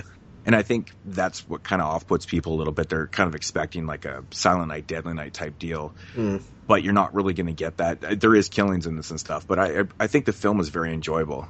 It's a different type of one. So, but definitely look that up. I believe that Diabolic DVD has it for $18 or $19. So maybe check out Diabolic DVD because their prices sometimes are a little lower. So, but other times they are higher too. But I think it is cheaper though. Next up, we got from Screen Factory, The Dark Half, of course, directed by George Romero. You've seen The Dark Half before, right? No, have not. Dude, I've actually not seen like any of Romero's films besides the Dead films. Oh, interesting. The Dark Half is it's a pretty decent adaptation, Stephen King adaptation. I prefer the book over the movie, but the movie is pretty good. And yeah, Screen Factory is putting that out. I'm glad to see them actually grab a Stephen King film for once, because I believe that's the first one they put out. Yeah, I think so, actually. Yeah. Next up, we got a film that I've been really looking forward to for months and months, and it's a film called Housebound, and it is also being put out by Macabre, whatever, however you want to pronounce it. This is coming out on DVD and Blu-ray. I think that's the first Blu-ray, ain't it? Yeah, I believe this is the very first Blu-ray that Macabre has put out. Is that saying something? Is that saying that this one's a good one? Probably. I mean, honestly, the synopsis really caught my attention like months ago. I remember this thing was up for pre-order, and yeah, I've been waiting for this one to come out. But yeah, so first Blu-ray from Macabre. I don't know. It looks really cool. So awesome. Then next up, we got a film called Into the Storm. I'm not really 100% sure. Yeah, it does look awful. Is it even a horror film? Like, it's probably like one of those disaster films, like that would air on the Sci-Fi Channel. Yeah. It looks like kind of one of those CG type fucking. Okay, I guess we'll move along. Next up here from Screen Factory, we got Monkey Shines, and that is Monkey Shines is a pretty decent film. Have you ever seen Monkey Shines before? I actually have seen Monkey Shines as a kid. That's another Romero film, correct? Yeah, it is. Yeah, I don't remember much about it though. Monkey Shines I have kind of a weird relationship with that movie. Sometimes I kind of dig it, and sometimes I really don't. I don't know. It's a weird one for me, man. It's an all right film though. But anyway, Screen Factory putting that out. Next up from Olive Films, we've got Moontrap being released on Blu-ray. Amazon's got it for which I already have. Yes, JP has a copy of Moontrap. I think it's from the late 80s, starring Bruce Campbell. I don't really know much about this one. I just kind of remember, Moontrap, but I've never seen it before. So, yeah. Next up, we got a film called Penance. This is I want to say Japanese film. It's definitely a Japanese film. Wow, the Blu-ray is going for $35 on Amazon. Get the fuck out of here! What? Who's releasing that? You know what? It's actually not. Oh, it says Music Box Films. So I'm not 100% sure what that is. The release does look like a thick release, though. So maybe it's like an import or something like that. But yeah, Asian film. Then we've got another Screen Factory release, which is Pumpkinhead 2, which I find is quite interesting. Wait a tick. Yeah. Didn't we just talk about this one like last week? Yeah, it's so weird. For some odd reason, I think Amazon CA got it before .com because I've actually had Pumpkinhead 2 in my collection for a couple weeks now. You know how I've had such a hard time getting films as of late? Well, this is one that actually shipped to me like way before it was supposed to come out. Wow. I don't know. I don't get it, but another Scream Factory release, Pumpkinhead 2. The transfer is pretty good. Which you've actually already even reviewed. Yeah. So, next up here, we've got Caller, the brand new Ryan Nicholson film. I'm looking forward to checking this out, man. This looks pretty wild shit. Of course, Ryan Nicholson is best known for directing Gutterballs and Hanger and among films. This one looks pretty damn cool, though. I think I've heard mixed reviews on this one a little bit, but I don't know. It's Ryan Nicholson. You got to check it out. So he actually is he's actually from the same area that I'm from. So originally, then we've got another film called The Crone. This one kind of looks interesting. It says from the producer of The Ring and The Grudge. Why the fuck do they continuously put shit like that on fucking... I hate that. I hate from when they put producer. Like, yeah. Oh my god. Fucking so lame. Like seriously, that's so stupid. Released by Pathfinder Home Entertainment. This DVD is going for like $22.48 on Amazon, so it must be like an import or some shit like that, but I don't know. It looks like kind of like a ghostly film. I think it's something like on those lines. Then we've got another DVD release called Final Entries. And this is one, a bona fide ghostly. This looks like a found footage ghostly. This is exactly what I mean when I say ghostly. Like you have a ghostly looking image, and you even have that like camera lens like viewfinder thing around the title, which is on every goddamn one of these. This is a bona fide grade A ghostly right here. And it's being released by Wild Eye Releasing, which is interesting. They're a pretty cool company, but I don't know about that one. That doesn't look that great, but ugh. Looks awful. It really does look bad. It's unfortunate. Next up here, we got a film called Raw Cut, which looks cool. It kind of looks like a slasher. What is the tagline on there? You won't live to see the final cut. That's a terrible tagline, but I'm like a sucker for these fucking looking posters. Oh, but you know what? This one's being released by Phase 4 Films, so your Walmart will have it for sure. They seem to get all these Phase 4 films, so it looks like a low budget slasher film. The next up, we've got actually a major release from, I can't remember who's putting this out. Whacked Movies is putting out this, and it is the Dustin Mills release of Skinless, which is now. So did he get a distribution deal then? Yeah, they definitely picked up this film. I think this is the only one that's gotten like a major distribution deal right now, but it is under just the title Skinless because his release is called The Ballad of Skinless Pete. So it's retitled Skinless. I remember actually when they had like a little mini theatrical run for the film, it was even under Skinless. Yeah, they definitely retitled it. It's even retitled on the IMDb page. Actually, when I wrote in when I was doing the ratings, when I got to your review of The Ballad of Skinless Pete, it actually titled it under Skinless because that seems like the new official title. Yeah. But that's awesome. Definitely probably can reach more people with a distribution deal. Yeah, it's fucking awesome, man. So then we got, man, this one looks bad. Welcome to My Dark Side, Woman in Horror. Is it a documentary?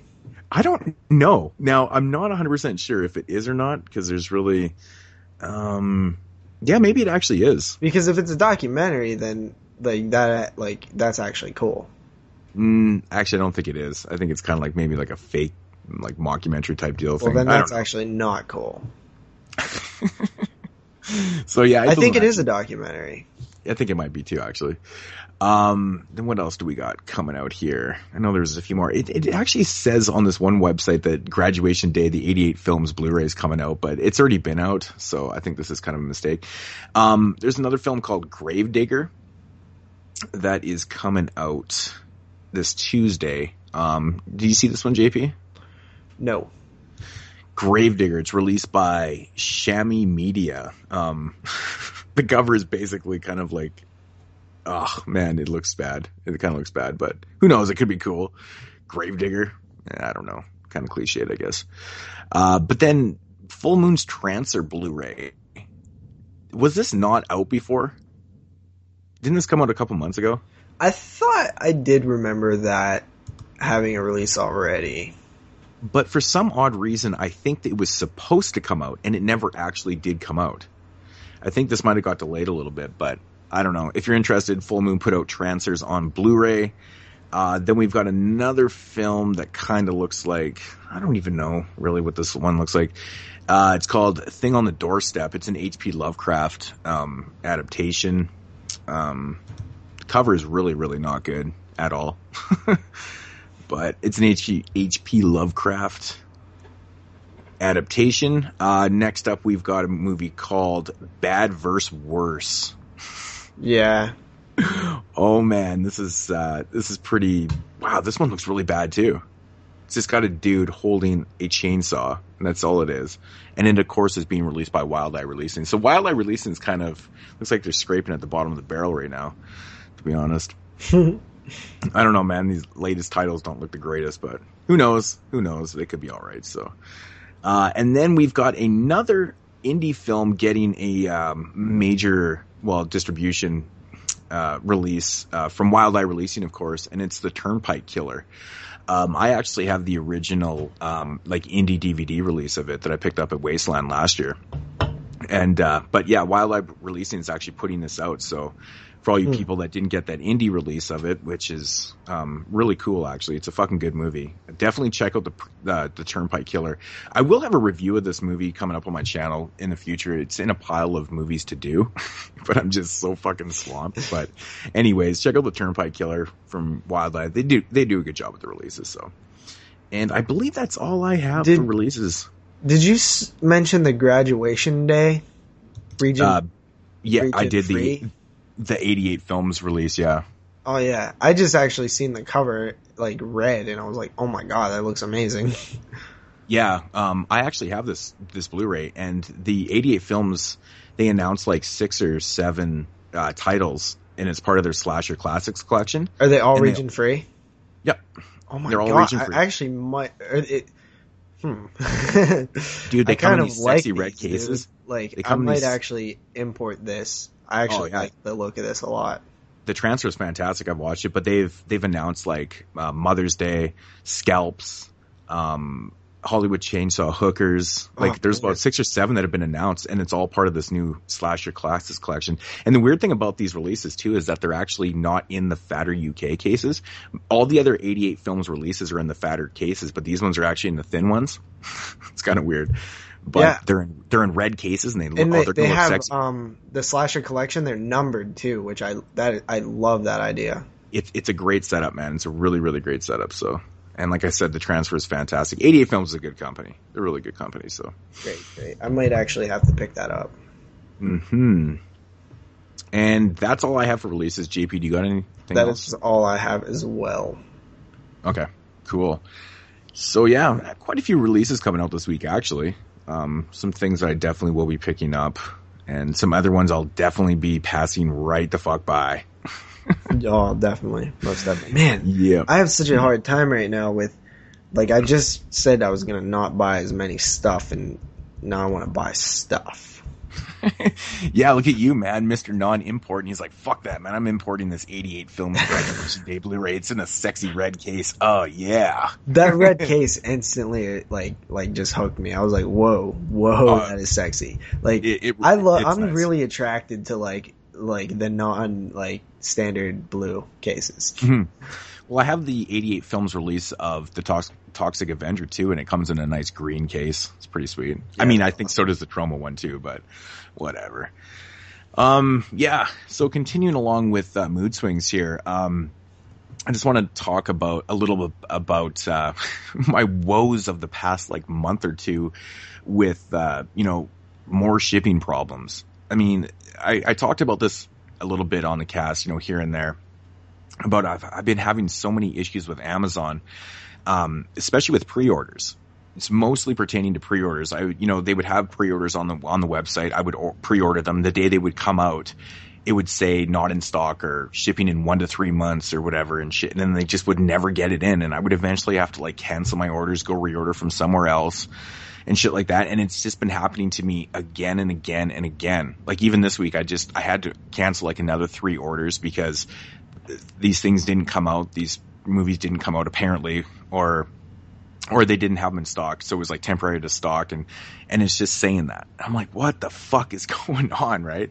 So to make things worse, you know, now I'm even having issues with third-party sellers. So there's a company that's a third-party seller on Amazon.ca, probably on .com too, I would assume. And it's they're called Cult Vision, and it's basically the company that sells like all the Raro video releases. You know the company Raro Video, right? Yeah. Anyways, but they sell, like, that's what pretty much all they sell on there as third party is just their videos and stuff. Anyways, I made an order, you know, a couple weeks back. I bought like 7 things. And, so I get a package on Friday and I'm like, oh, nice. It's from Cult Vision. I'm like, that's fucking awesome. This fucking big box of movies is finally here. So I open up the box and I've got like 4 things in there. I'm like, what the fuck? Right. So of course I emailed and they get back to me like the next morning. And I was like, and I said to him, I was like, hey guys, did you guys ship this order in 2 separate boxes? Because it doesn't say like on my order that it was shipped in 2 separate orders, right? And they get back to me and they're like, no, it says it was just shipped in one. And I was like, well, I'm missing half my order. I'm missing this, and this. And I'm like, fuck, man. Okay, it's bad enough that I can't get any pre-orders.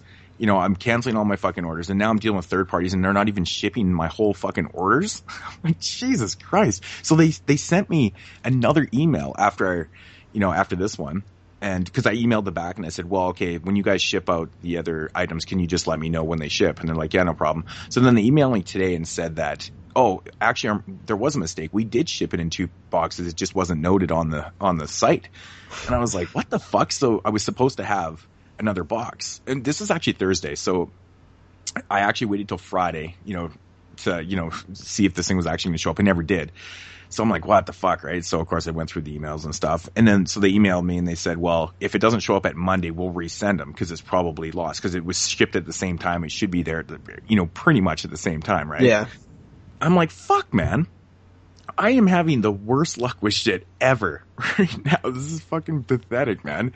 So not only, I'm going through this right now. So if it doesn't show up tomorrow, they're going to resend it and whatnot. But the shitty thing is it's going to take like another 10 days or whatever. I've actually had a couple orders through third-party sellers that have actually gone missing in the mail. Like I completely did not get them. So I don't know if it's just fucking me right now or what. I'm just having really bad luck, but things are going missing, nothing's shipping. They're not shipping all my orders together. Like, I don't know what the fuck is going on, man. I'm getting so fucking irritated, man. Irritated. And then to top things off, I finally got my Nightbreed collector's edition set, right? Yeah. And, this was shipped from Amazon.com and, it was rushed and stuff. It sat in our fucking post office for like 4 or 5 days before I got the shit. Like, basically, I thought that we weren't going to be reviewing the Squad tonight because of this. The Squad was part of that Squirm Nightbreed. It basically, whenever we have a holiday up here in Canada, which was Remembrance Day, obviously, on the 11th, our mail gets all fucked up. What did you just say? Remembrance Day. Remembrance Day.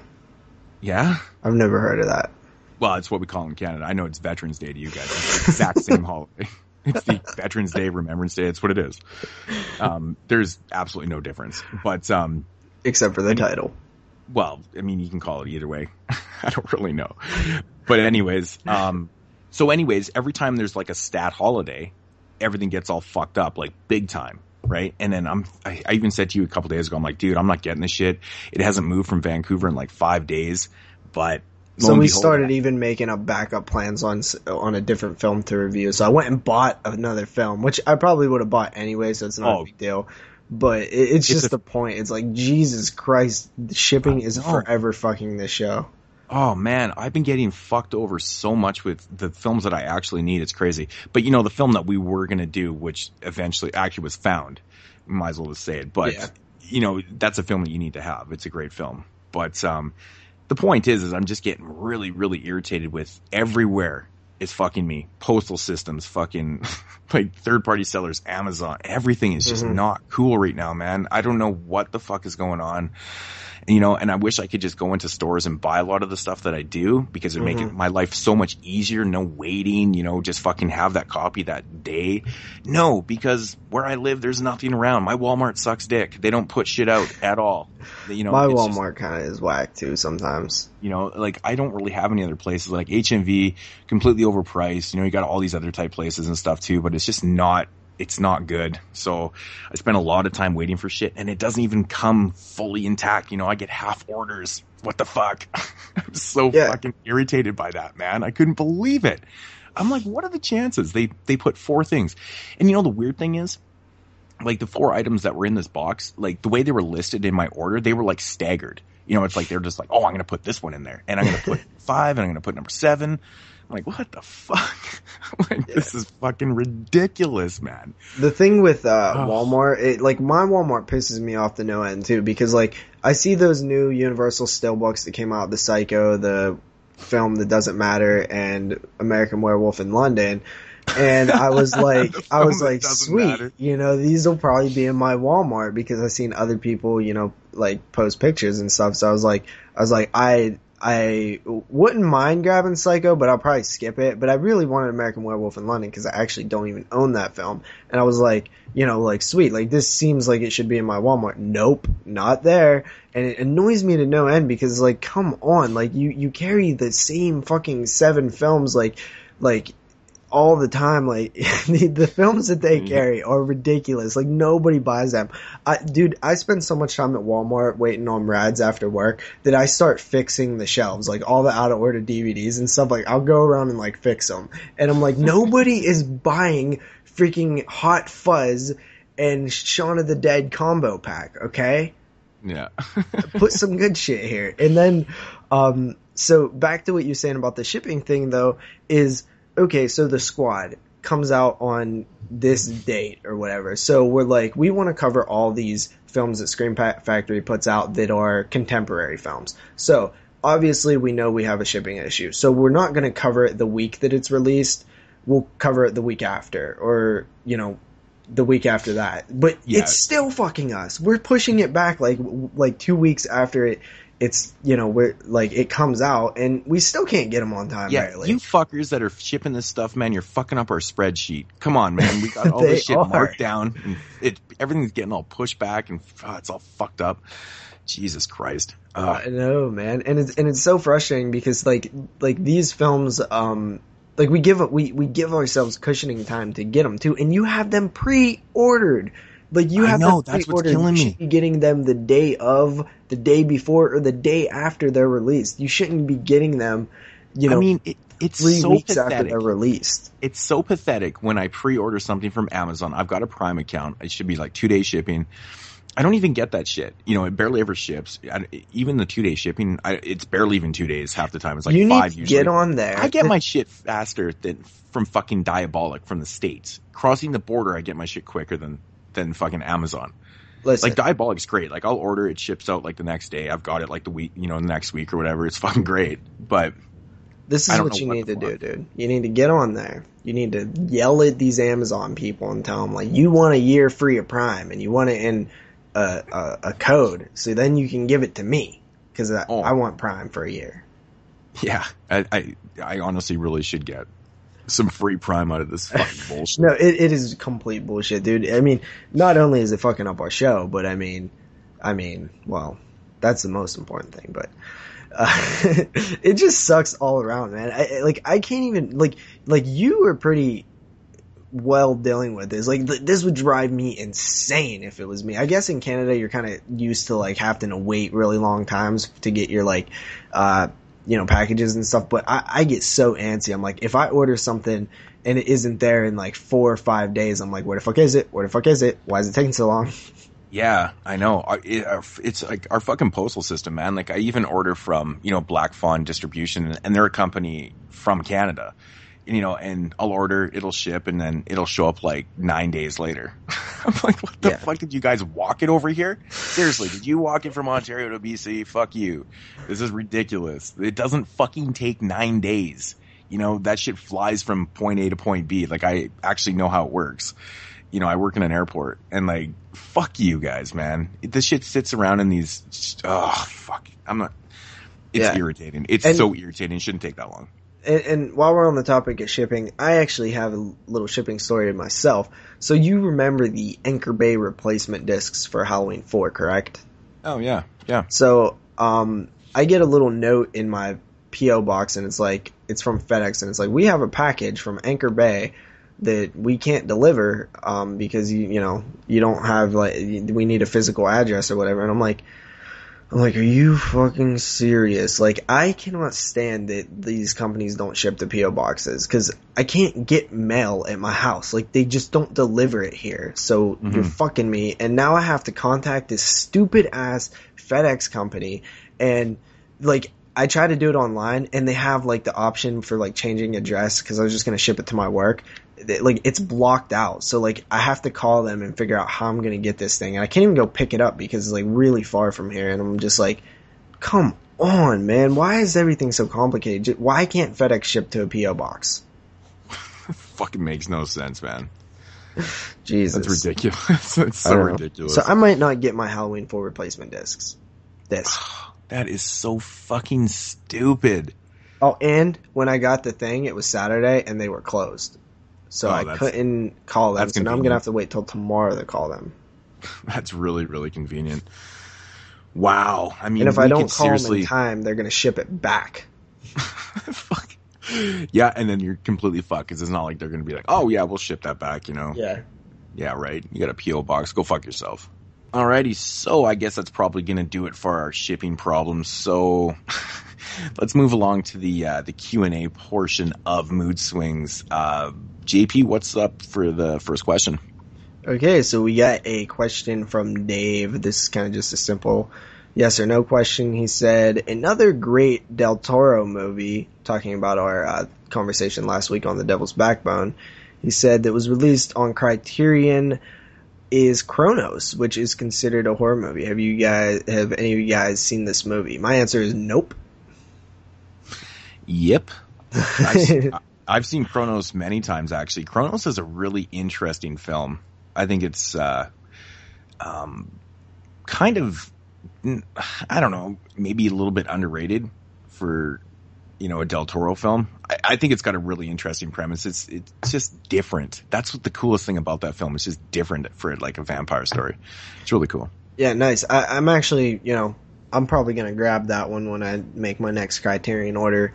Sounds interesting enough to pick up, and I really like The Devil's Backbone, and I'm actually digging these Criterions. I've grabbed 4 so far, so probably grab all the horror ones that are released on Blu-ray. I knew that you'd like Criterion, man. Once you get your hands on one, you're like, damn, these are fucking sexy. They are. Yeah, and the Criterion half price sale all month right now, so fuck yeah, jump on that shit. I got about 6 I'm gonna order, I think so. Nice. So after that, we have John Matrix, who asks, how about your top 5 Hong Kong Category 3 movies, like Ebola Syndrome? Then he goes on to say, I say check out anime. You never know, you might like it. Again, you might think that it's shit, but it's horror. You might find a new genre in horror you can enjoy. I mean, you can do stuff in animation that you really can't do in real life without a massive budget. And I agree with that. That's one of the things I thought of when I was like considering anime. And maybe, you know what, I'm actually going to try to convince these guys to maybe have a featured review of an anime horror film. So yeah, recommendations are welcome. I have no problem with that. I'm just not very knowledgeable in that, portion of, films, anime in general. Like, I don't really know much about it, so. Yeah, and it's almost like one of those things where it's like, all right, I don't know about this genre of horror. Challenge accepted. Let's check a little bit of it out. Mm-hmm. So top 5 Hong Kong. I basically just made my list from like top 5 Hong Kong films. I actually had no idea what that question even meant. The Category 3, I'm not really too sure what he's referring to with Category 3, because every time I hear Category 3, I think of like, the Video Nasties Category 3 kind of thing. But maybe he's thinking like more extreme films Category 3. I don't know. I just made them a top 5 Hong Kong list, just on any films that were released, from Hong Kong. So Number 5 was Mr. Vampire from 1985. It's pretty interesting, fun film. Number 4 was Dumplings. And I'm referring to like the full-length film. You've seen Dumplings before, right? Like probably the short one. Have you ever seen 3 Extremes? No. The anthology? Oh, anyways, okay. So there's 3 short stories in that anthology. I know of it. Yeah, and Dumplings actually does have a full-length film for it. Oh, really? If you get the double disc version of 3 Extremes, the second disc is a full-length version of Dumplings. It's a real nasty story, real fucking gross, but I really enjoy it. Number 3 is The Untold Story. Fucking crazy fucking movie. Awesome stuff. Number 2 is Dream Home. I think it's fantastic. Everybody knows about Dream Home. Actually, IFC Midnight released that. And number 1 is probably a movie that JP actually you might even like. It's like action. It's not really a horror film, but it's like really gory. It's so over the top and ridiculous, but it's so much fun. Is Ricky-O, The Story of Ricky.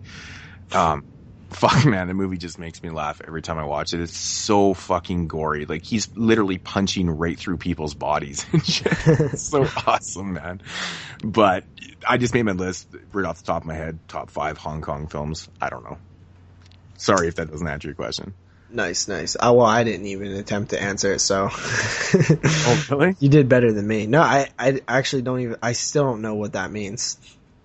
Like, what is the category 3 that I was referring to with the video nasties were basically the third category films that were banned but weren't deemed video nasties and stuff. Or almost, they weren't even necessarily banned. They were deemed video nasties, but they weren't like prosecuted or, let off or whatever. I think one of the films is Texas Chainsaw Massacre, is considered like a category 3 film. And yeah. Because it never made it onto the, obviously the video nasty list, the banned 33. And then there was the category 2, which were the prosecuted or the non-prosecuted films, right? And then category 3 was just a different category. Okay, I'm still kind of what does the films you just listed have in common? That's what I'm having trouble with. I don't know what the question is.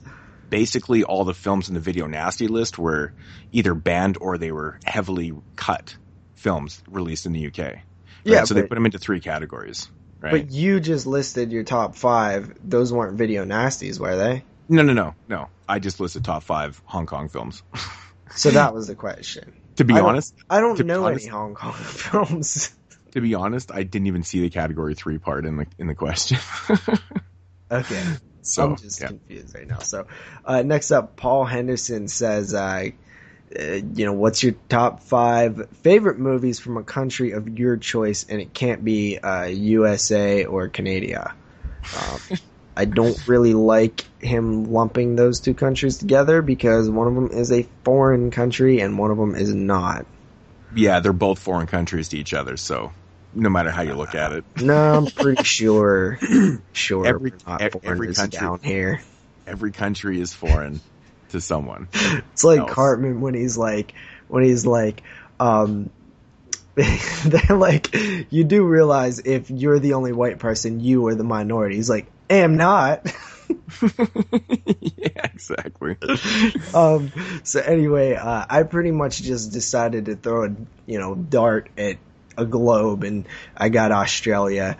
So I went with I just randomly picked one. I got Patrick at number 5, of course the original. The Reef at number 4. I actually really love that movie. Number 3 is Storm Warning. Number 2 is Wolf Creek. Really love that one as well. And number 1, I'm just I really, really love this film, and it's The Loved Ones. Mm-hmm. Cool. It's really funny that you did Australia because I was actually going to do Australia. Yeah. No shit. I actually ended up not doing Australia. I went from, I just kind of copped out because, not really a cop out, but if you know me really Italian. Well. Of course. And I know it's so cliched, of course, but I'm a sucker, man. I love Italian cinema. So this list was really, really easy for me to make. So at number 5, we got Dario Argento's Tenebrae. Number 4, we've got Lucio Fulci's The Beyond. Number 3, we have Lamberto Bava's Demons. Number 2, we have Fulci's Zombie. And at number 1, my favorite Italian film is Argento's Suspiria. So nice. I thought that was an interesting question because it kind of like handicapped your answer instead of saying like foreign films. So that was pretty cool. Mm-hmm. After that, Joey asks us our top 5 favorite releasing companies, I guess like DVD companies. So Moodz, hit him with the answers. This was actually a really hard question for me because I'm notorious for, if I like a company, I like to buy like all their stuff, and there's a lot of good releasing companies out right now. Mm-hmm. So I didn't, I kind of beat around the bush with this one, but number 5 is Redemption. Basically, the Redemption's released by Kino Lorber. But yeah, the Redemption line, I love Redemption. They put out a lot of crazy shit, pretty cool stuff. Number 4 is Grindhouse. Releasings right now. They do such an amazing job with all the releases. They don't put out a lot of stuff, which is unfortunate, but at the same time, when they do put out a release, it is top fucking shelf. It's amazing. Yeah. I mean, look at Cannibal Holocaust, the release for that, and everything, all their transfers. Which I still need to grab that. Oh man, they do such an amazing job with their features and everything. They're a really, really good company. Number 3 is Scorpion Releasings. Scorpion is putting out so much good cult stuff right now, and they're very consistent, putting out tons of good stuff right now. They're even starting to put out some of their older titles on Blu-ray with some newer ones that have never been released too, so which is really cool. But Scorpion, awesome. Number 2 is Scream Factory.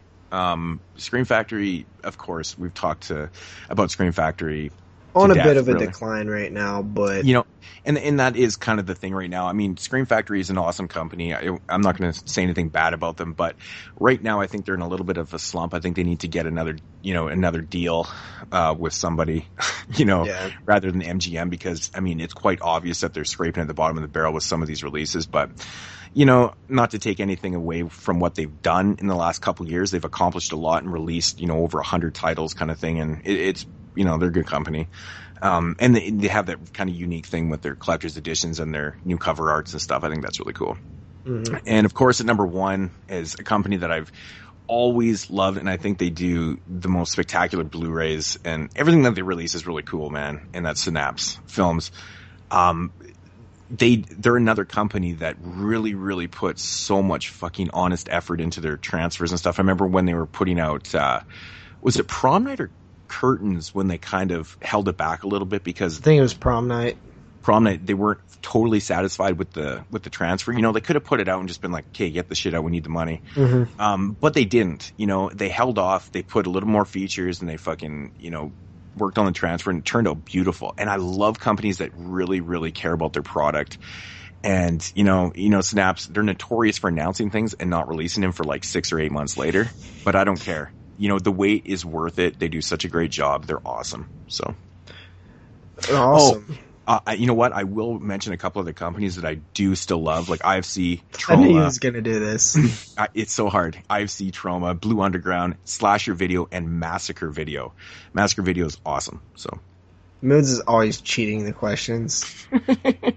So mine, actually, when I saw this question, I was like, "That's a great question," and then I realized I really don't have many different companies that I've bought stuff from, like a lot of stuff. Like you said, you buy a bunch of stuff once you like a company. Like me, I realize like I have like 2 of these releases, like 4 of these releases, like a couple here, but I don't have like a lot of somebody's releases to really have like favorite companies. So, I went with number 5 is Synapse. I only have a few of their releases. Number 4, Blue Underground. Number 3, Anchor Bay, because, they did put out a lot of good shit over the years.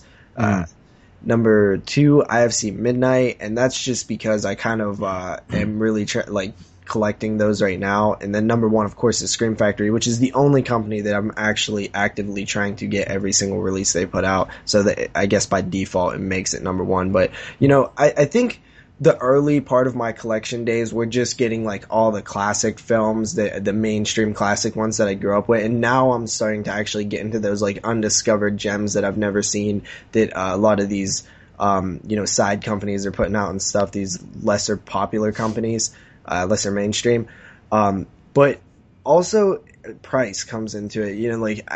I'm not super rich, so I have to kind of budget, and a lot of these, it's hard to get a lot of these companies because it's like $20 a pop, it's keeping up. I can only keep up with like one at a time, which is Scream Factory for right now, but I'll grab a few here and a few there from these other companies as well.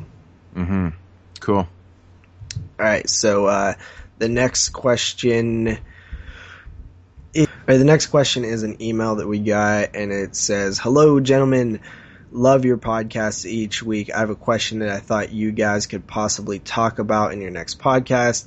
In the November issue of, I believe it's a Rue Morgue magazine." Fucking Gnome Alone? I'm sorry, dude. What? I can't get over the fucking title. Gnome Alone. I'm sorry, I totally interrupted you, but that was just, I had to. Okay.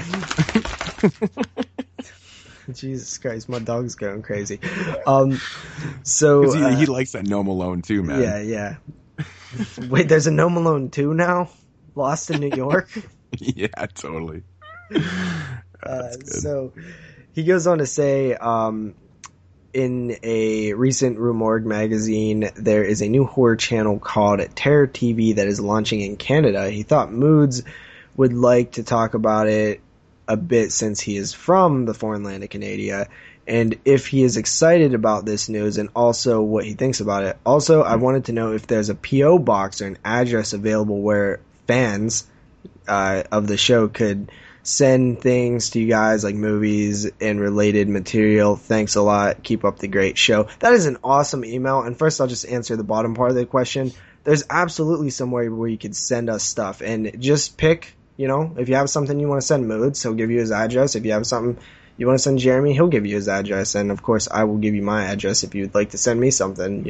That's very kind, first of all. That works. Yeah, thanks for the awesome email. That's really cool. Really cool stuff. I'm not gonna lie, I didn't really know about Terror TV until JP, sent me the email. And just for whatever reasons, it was just kind of an oversight on my part, I guess. Generally I would know about something like this, but unfortunately I didn't. And so, of course, upon reading the email, I did some research about Terror TV. It has officially not been launched yet in Canada. They're working on it, and it's going to launch probably within the next month. They say it's going to be up before Christmas time. So the deal with Terror TV is actually really fucking cool, man. Terror TV is specifying in all horror related movies and TV shows and stuff. Now, the cool thing about Terror TV is that the movies are all uncut and commercial free. And also, they are in fucking high def. So you can't go wrong with this. I mean, this is absolutely amazing. I was reading up on this and I'm going, holy shit, this is fucking awesome. Now, as for the TV shows are going to play like a regular TV show. What I've seen so far, what they have on there, they have like Alfred Hitchcock Presents, and they've got The Hitchhiker and a few other shows and stuff. But the TV shows are going to play like a regular TV show. There's going to be commercials and and stuff like that. So the only commercials that are on the network are during the TV specials. But as for the movies, like I said, they're uncut, commercial free, and in high def. And now I was looking at the list of movies that they've already put on this website, and you can check out the website tvterror.ca. There's like hundreds and hundreds of films on here, and really good cult classic stuff, newer stuff, like really awesome fucking, like, they've got, The Beast Within on here, and I'm just reading off random titles like Beneath and what do we got here? Beyond the Door 3, Beyond Reanimator, Black Christmas. There's lots of fucking great shit on here. Blood Beach. There's like really, really good stuff. Like, it's all over the place. The Bloody Judge is on here. This is fucking amazing. The Boogans, this is great. It just never ends. And there's like hundreds of titles that they've already posted on here. And I imagine they're probably going to get more, like Kingdom of Spiders, Killer Clowns from Outer Space, Laid to Rest, Lake Placid. It just keeps going on and on and on, like fucking Lord of Illusions. But yeah, really sounds cool. like they have the MGM vault. Yeah, a little bit. It's kind of all over the place. But yeah, just really awesome. I got so excited when I read that the movies were uncut and commercial free. I mean, this has got to be one of the first networks that I've ever seen that's like commercial free for films of recent time. You know, because I know there was not Chiller, but what was the one that was running in Canada before? And it's fucking commercials. It's just an edited shows, and I'm just like, that's the worst. But I think these guys are doing it up good. And I actually phoned. Get it? Oh, all right. I am going to get it. Actually, I actually made a point of not only during the research. I asked my wife if she could phone up Shaw, which is our provider, and kind of look into it. And they basically said, yeah, it's going to launch in the next month, and it's just going to be a regular channel that you can actually just pay for, and it's going to be at first it's going to be free. But then it's going to be like $3 a month or something like that. Like really, really fucking cheap. Dude, that is so awesome. Like I would love to get like El Rey's pretty solid down here right now, but this is something I've been like conjuring up, like dreaming of forever to have a exclusive horror network. Like I know FearNet was around here, but I didn't have it around here. Yeah, FearNet, Chiller that's actually okay. what I was talking. Yeah, FearNet, that's what I was thinking of. And that used to be, it had commercials and they were edited and stuff too, right? Yeah. So I mean, that sounds great. And, hopefully if it does well up in Canada, it might be able to like do something in the US or have a equivalent down here.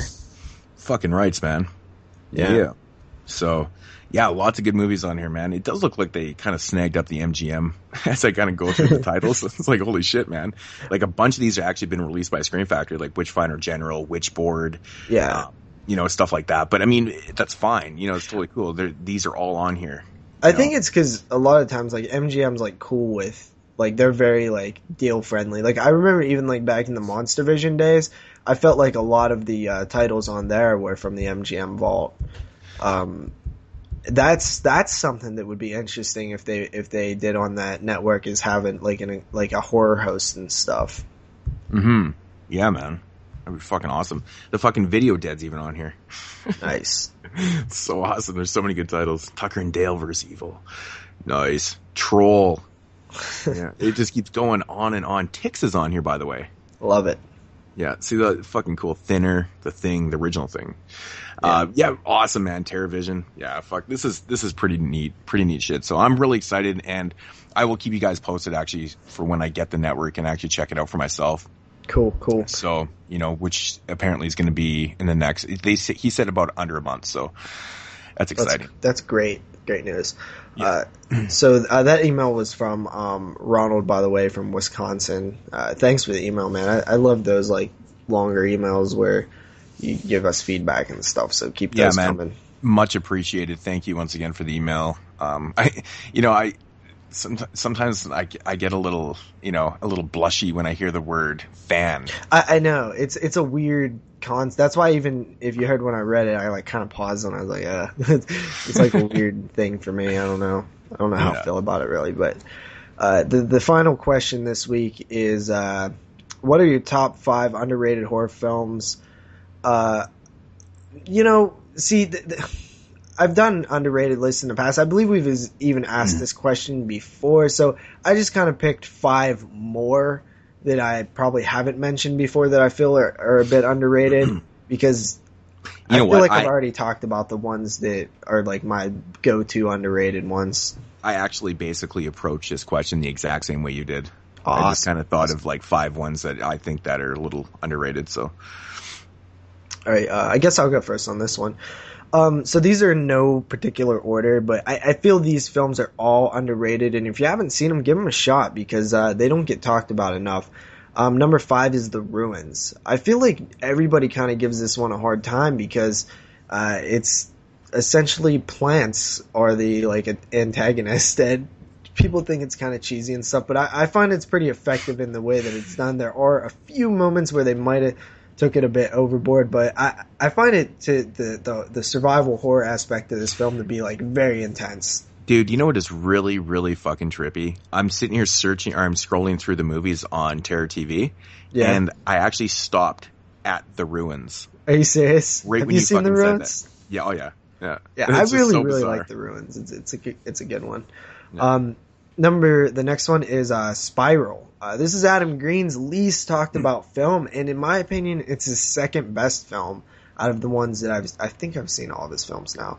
But Spiral is great. It's a great, almost Hitchcockian thriller. I feel like the performances are awesome, and it has like a double twist ending, which I thought was really, really effective as well. Mm-hmm. Yeah, Spiral's a good film, man. It is. That's a good choice. It is underrated. Yeah. Number 2 is not number 10. Why am I saying numbers? Because these aren't in order. But the next one is Touristas. This one I feel like really goes under the radar of like the torture genre. This one was kind of like a bit mainstream, but I feel like nobody ever talks about it. I think it's a pretty solid torture film. I like it a lot. I like the setting and stuff. It's pretty cool. Yeah. The next one is Dead End. This is kind of in that Christmas genre, and it's also a road horror film. I always give Dead End mad props. I just really, really, really like Dead End, and I really don't hear a lot of people talk about it. It's definitely solid. Lin Shaye's awesome in it. It's definitely a cool film. You like Dead End? I love Dead End. That was actually one I reviewed on my Christmas series last year. Yep. And fun film. The final one I think is like criminally underrated, and that is My Soul to Take. Like, I actually think Wesley Craven did a top-notch job on My Soul to Take. I know like everybody has problems with like the dialogue and stuff, but honestly, man, like I find it to be a solid film. Like, I really like My Soul to Take, and everybody kind of just shits on that one. Yeah, you might be in the minority on that one. I know a lot of people shit on that film. To be honest, I put off watching it forever. Remember, I picked up the Blu-ray and gave it a shot, and I didn't think it was as bad as people were saying either. I mean, I thought it was all right. I should watch it again. I like it. Fucking awesome. I'm sitting here scrolling through again, and I came across Mosquito. Mosquito is on Terror TV. Oh shit, dude, that is an awesome one right there. I can see it now. They're going to do a double feature, Mosquito and Ticks, which is a fantastic double feature. I wish Olive would get a hold of Mosquito. Dude, the more I scroll through this, man, the more I'm excited for this. There's fucking tons of good movies on here, man. Like, it's all good shit. And it really does span, like, right from, like, old Universal monster films to, like, brand new 2013, 14 films. It's crazy. Nice. Very, very interesting. Alrighty, so for my top 5, I guess I'll just read them the way I wrote them. Number 5, I guess, is a film from the early 80s called Bloodsuckers from Outer Space. Of course, the title just makes it sound super cheesy, but it's a really, really fun type zombie. It's so fucking cheesy and just kind of overlooked. I know Shriek Show put it out a few years ago, but definitely give it a shot. I've never even heard of it, so barely anyone ever talks about this one, and it's really fucking fun. It's a really fun film. Number 4, this is one that I have mentioned numerous times, and even maybe on this, I don't know. I have said to people this one's underrated because Cemetery Gates, I mean. Man. Cemetery Gates, man. I love this movie. It's a great creature feature. It's got great gore. Really cheap too. Yeah, I see it all the time for like $4. Never pick it up. Totally, man. Really, really cheap, and it's fucking fun, man. It's really good stuff. Number 3 is Dust Devil. Dust Devil is a film that I feel that like no one has seen for some odd reason. I've seen it, I think. You know, I barely ever hear people talk about it or ever show it off. Like, it just seems like nobody has it or seen it. I don't know what it is about Dust Devil, but it's a really unique film, and I think people would really enjoy it. It's just very different. So, number 2 is Sisters, Brian De Palma's Sisters. This is a movie that I think a lot of people haven't seen either for some odd reason. It's one of Brian De Palma's first films, but it's really fucking fantastic. I mean, I think me and Jeremy both gave it like 9.5 out of 10 or something. It's a great film. And my number 1 underrated horror film, for some odd reason, I never hear people talk about this one. And they probably should. I think maybe it's because it is a found footage film, and maybe that's the reason. I don't know. People just don't want to give it a chance, but that is The Tunnel. Yeah. This movie is brilliant, man. It's really the way found footage films should be made. It's executed perfectly. It's got a great setting, great acting, even the ending's awesome. So definitely give the tunnel a shot.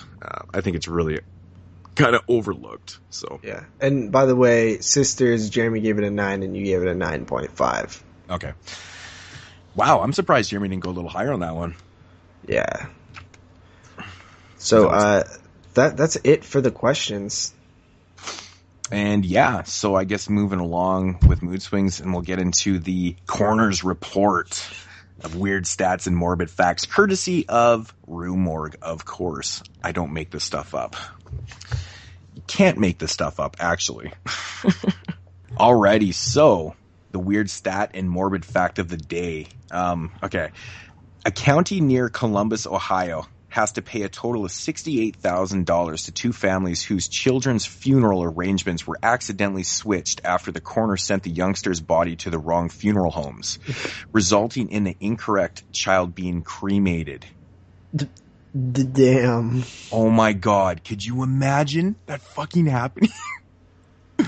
Like, that's so bad. I mean, how do you have this conversation with the families? Or with the family of the person, like, they didn't want their child cremated. Yeah. Oh my God. I couldn't even imagine. I was reading this and I was like, Jesus, man. I'm like, I would not want to be that person to break that to the family. That's fucking terrible. Would be rough. That would be rough. That would be a rough one. I would quit my job. I'd just be like, you know what? Somebody else handle it. Yeah, that is awful, man. I think that's probably the worst conversation you could ever have in your life.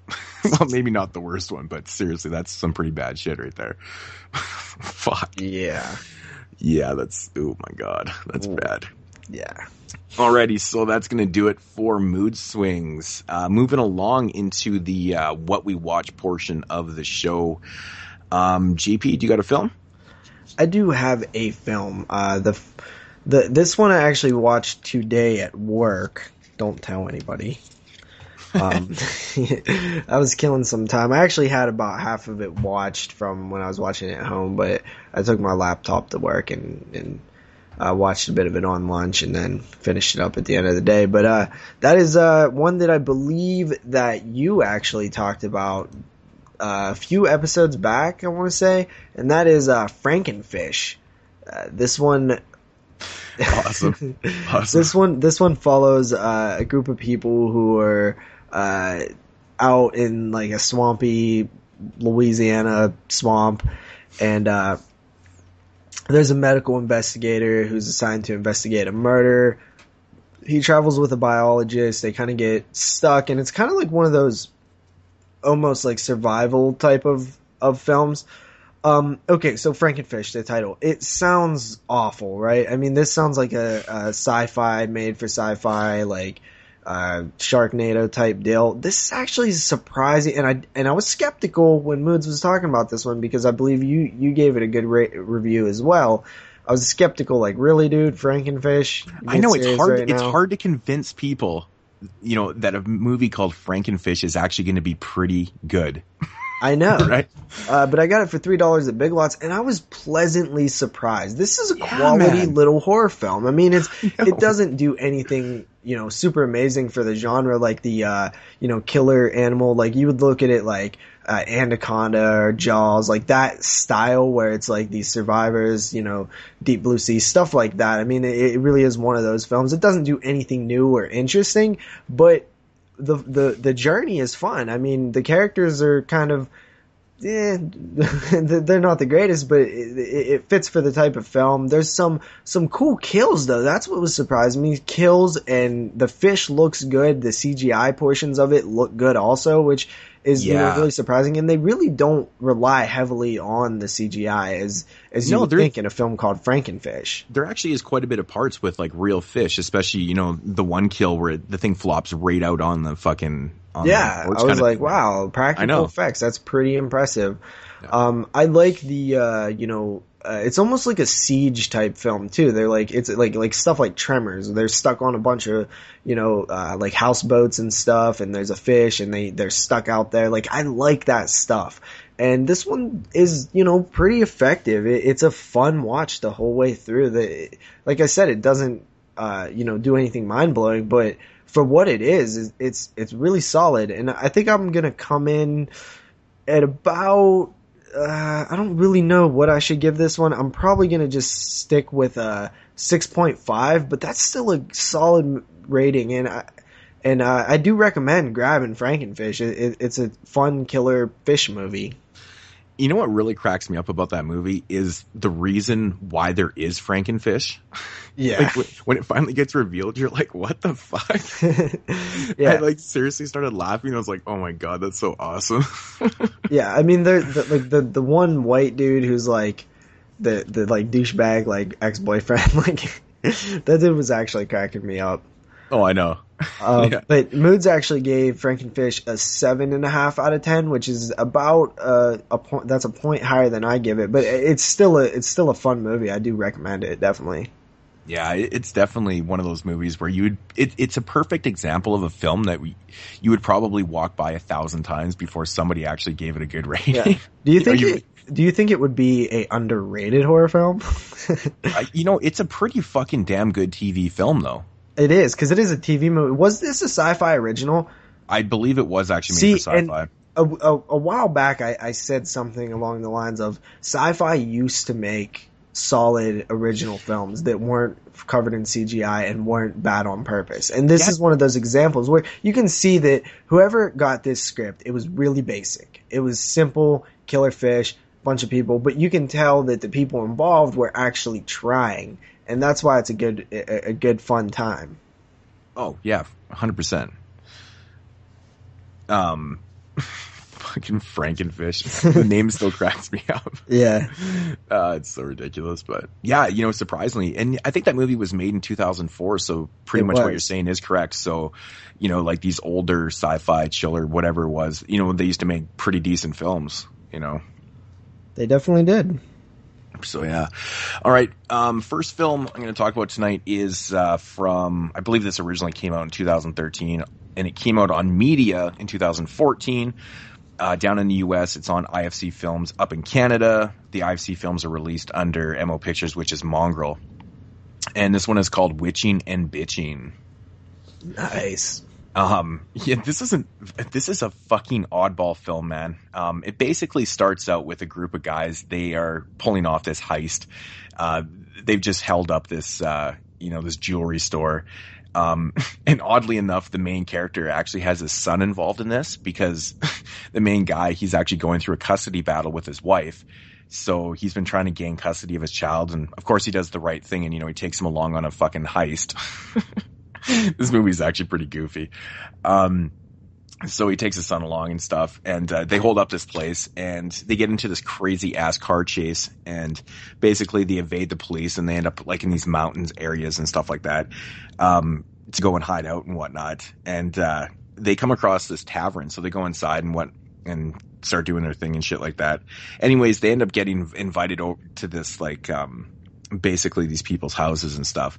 And what they don't know is it's like a huge coven for like witches and stuff. And they're basically, it's that time of year where they do like this annual, type, I guess it's like an ancient ritual that they're trying to perform and stuff like that. And they become like the guests of honor for it. Right. So, it's pretty much the breakdown of your film. But this one right here is fucking batshit crazy, man. It kind of starts out like this, this heist film, and it's got that kind of basic story. They go to hide out and whatnot. And then this shit just gets fucking nuts, man. All the people that are living in this huge castle are like witches and shit. And it kind of turns into like a fucking Harry Potter meets like some other weird, there's like these huge ass creatures and shit that are all in this film. And it's fucking batshit crazy, man. This is nothing what I expected it to be. I don't even really want to give too much away, but like, there's basically like a lot of digital effects in this because they created like these like monsters. Like there's this one monster in this film that's like 100 feet tall and shit like that. So all this crazy ass fucking shit's happening. It's like a film I've never seen a movie like this. It's fucking crazy. But really enjoyable.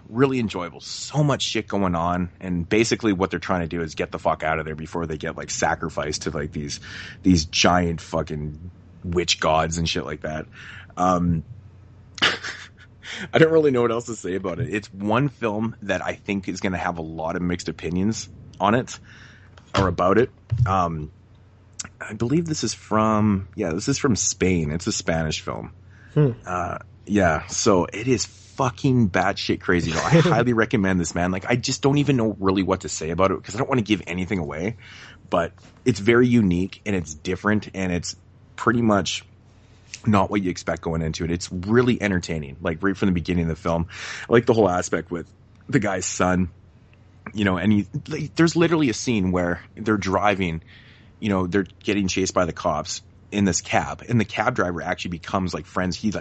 He's so intrigued by these bank robbers that he actually becomes like one of their gang and stuff. It's so ridiculous. But there's a scene where the boy's in the back seat and the father's talking to the mother on the phone and they're arguing about custody and shit like that. It's fucking quirky, man, but really well done. And then, like I said, when they get to this place, it just goes crazy with the effects. And it's literally like, I'm trying to give people a kind of a visual. It's like Harry Potter characters, like crazy over the top, like crazy shit going on. Highly enjoyable, man. Check out Witching and Bitching though. I don't even know really how to rate this film either because it's so different and unique, but it's definitely one that you'll remember for a while because it's so different. But I give it about a 7.5 out of 10 because it's just simply for being so original. You know, this one's different. Awesome. It's awesome. Yeah. Cool. So the next one, I actually don't have a pick of the week this week. You know, I did like Frankenfish, but I wouldn't necessarily say that it's a pick of the week worthy. And this next one isn't either. So this is just this last film that I watched this week, and that is we mentioned it earlier, but it's The Langoliers from 1995. This was a TV miniseries. So The Langoliers follows a group of passengers on a plane headed to Boston. They fall asleep, and when they wake up, a majority of the passengers have disappeared. So there's a group of, say, 10 people that wake up on this plane, and one of them actually is a pilot. So they find out that the pilots that were driving the plane are also gone. So he controls the plane while they try to figure out what the hell's going on. So it's kind of weird because all the people just are gone off the plane, but they left behind like all their possessions, like material possessions, like watches and rings and necklaces and pacemakers. So it's very mysterious right off the gate. Then we have the group of characters, of course. We have this weird guy named Toomey who's kind of a big asshole, like a asshole with a capital A. Like, this guy is a dick. And he's like a business guy, like rich, me type of dude, but he also has like deep-seated issues from his childhood. Then we have a blind girl who can see, or, you know, kind of see like in her head what other people are seeing and hear stuff really well. And she kind of has, she has like, the gift of sight, even though she can't see, basically. She sees, like, kind of foreshadows things. And then, you know, you have your other group of people and stuff, and it's kind of a time travel film as well. As they kind of unravel the mystery, you learn a little bit more and more. I will say that this one's lacking on the horror a little bit. It really focuses on the mystery. And I will say that even though the length of the film is, I believe, like 3 hours long, it kind of does a bad job at times developing the characters. You can tell that there was definitely probably some more character development in the story of The Langoliers from Stephen King, of course, this Stephen King film. But I really, really like the eeriness and this, like, the world that they're in now is like lacking sound and lacking wind and lacking taste and lacking everything that kind of makes things what they are. And I love that about the film. It has this very weird and eerie atmosphere, and you don't really know what the hell's going on. Once you find out what's going on, it's a little wonky. It's like, okay, I guess I'll buy it, but it kind of does take the film down a couple notches, and this has some of the worst CGI I've ever seen in my life. Yeah, I remember literally, this has like some of it might be the worst. Like, it is awful, but I like the ideas in this film. I just don't know if they were executed as well as they could have been. You know what? When people ask me like what films I would like to see remade, maybe The Langoliers could use a remake. Yeah, that's a pretty good candidate for that, actually. Because it's not a super strong film, although I do like it personally. I know that it has problems, but there's just something about these group of passengers who wake up on this plane and they don't know where they are, what's going on, or like what time it is. It's just an odd, sort of interesting idea that I could see really working if handled a little bit better. I want to say like Tom Holland wrote this or something. But overall, The Langoliers is about a 7 out of 10. I might be going a little bit high on that one, but I just enjoy it for its mystery and stuff like that. It does have a terrible ending that ends on like a cheesy ass freeze frame. Yeah. But I like it, man. I don't know. What do you think about it? I know you've seen it before. What do you think about it?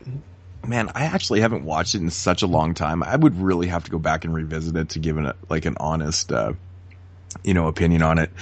But I do remember the CG in that film being fucking so bad. Honestly, it's probably worse than you remember it. Yeah, it probably, I mean, if it's bad back in those days, it probably looks like horrendous now. So, yeah, I don't know. I remember liking it, for the most part, but I remember really, really liking the book, though. Oh, really? I've never read the book. But now, did you, do you own this? Yeah, I do. All right, yeah. Because it did go out of print, because I seen it on TV when I was a kid, and I really liked it back then. I knew it had problems and stuff, but I just liked the mystery of it. And then I wanted to grab it on DVD, but it was out of print. But it just recently got re-released, and you actually can find them in Walmarts now. That's where I got my copy. So definitely check it out. It's worth a watch for sure. Maybe do it in segments, because it is 3 hours. Do it like as if it was a miniseries, like airing. Watch the first part of it. The first half of the film one night, and then the second half the next night. Yeah. I actually have the original release of it, but I've seen the re-release in Walmart and stuff. I should probably pick up The Stand. I never picked up the original release of it, so I gotta have that re-release. Yeah, I haven't seen The Stand in years, but I should grab that too. Yeah, it's a bit dated, but it's yeah. Cool. All right, so next film I want to talk about here is from 1996. It's an Italian film released by Synapse Films, and it's called Fatal Frames. This one right here basically follows your main character. His name is Alex. He is an American video maker. He shoots videos for music artists and stuff. He gets this once-in-a-lifetime opportunity. This Italian promoter comes over to New York and basically tells him that his newest pop sensation wants him to shoot her brand new video. Pop sensation, her name is Stephanie Stella. She's like Italy's biggest thing kind of thing. Anyways, she likes his work and she wants him to shoot his new video. Basically giving him about $100,000 for about 10 days work. And of course he's like, well, fuck, it's obviously awesome. So he accepts the job, goes over to Italy, starts working on this video and whatnot. Right after he gets there, he actually witnesses a murder. And so, of course, he does the right thing. He calls into the police and whatnot. The police show up to where the murder happened, and there's nothing. There's absolutely nothing. There's no body. There's no blood. There's no evidence. There's nothing. There's no witnesses, anything but him. So the police start questioning him. They're like, well, what the fuck, man? Like, you said you saw like a bloody murder. Where's the blood? Like, where's the evidence and stuff? And he's really confused too. One thing he did notice about the killer, though, is that the killer actually videotapes his murders and stuff. So the police start really kind of questioning Alex's, even sanity. And they actually get to the point where they think that he's the killer himself because, this happens a couple more times.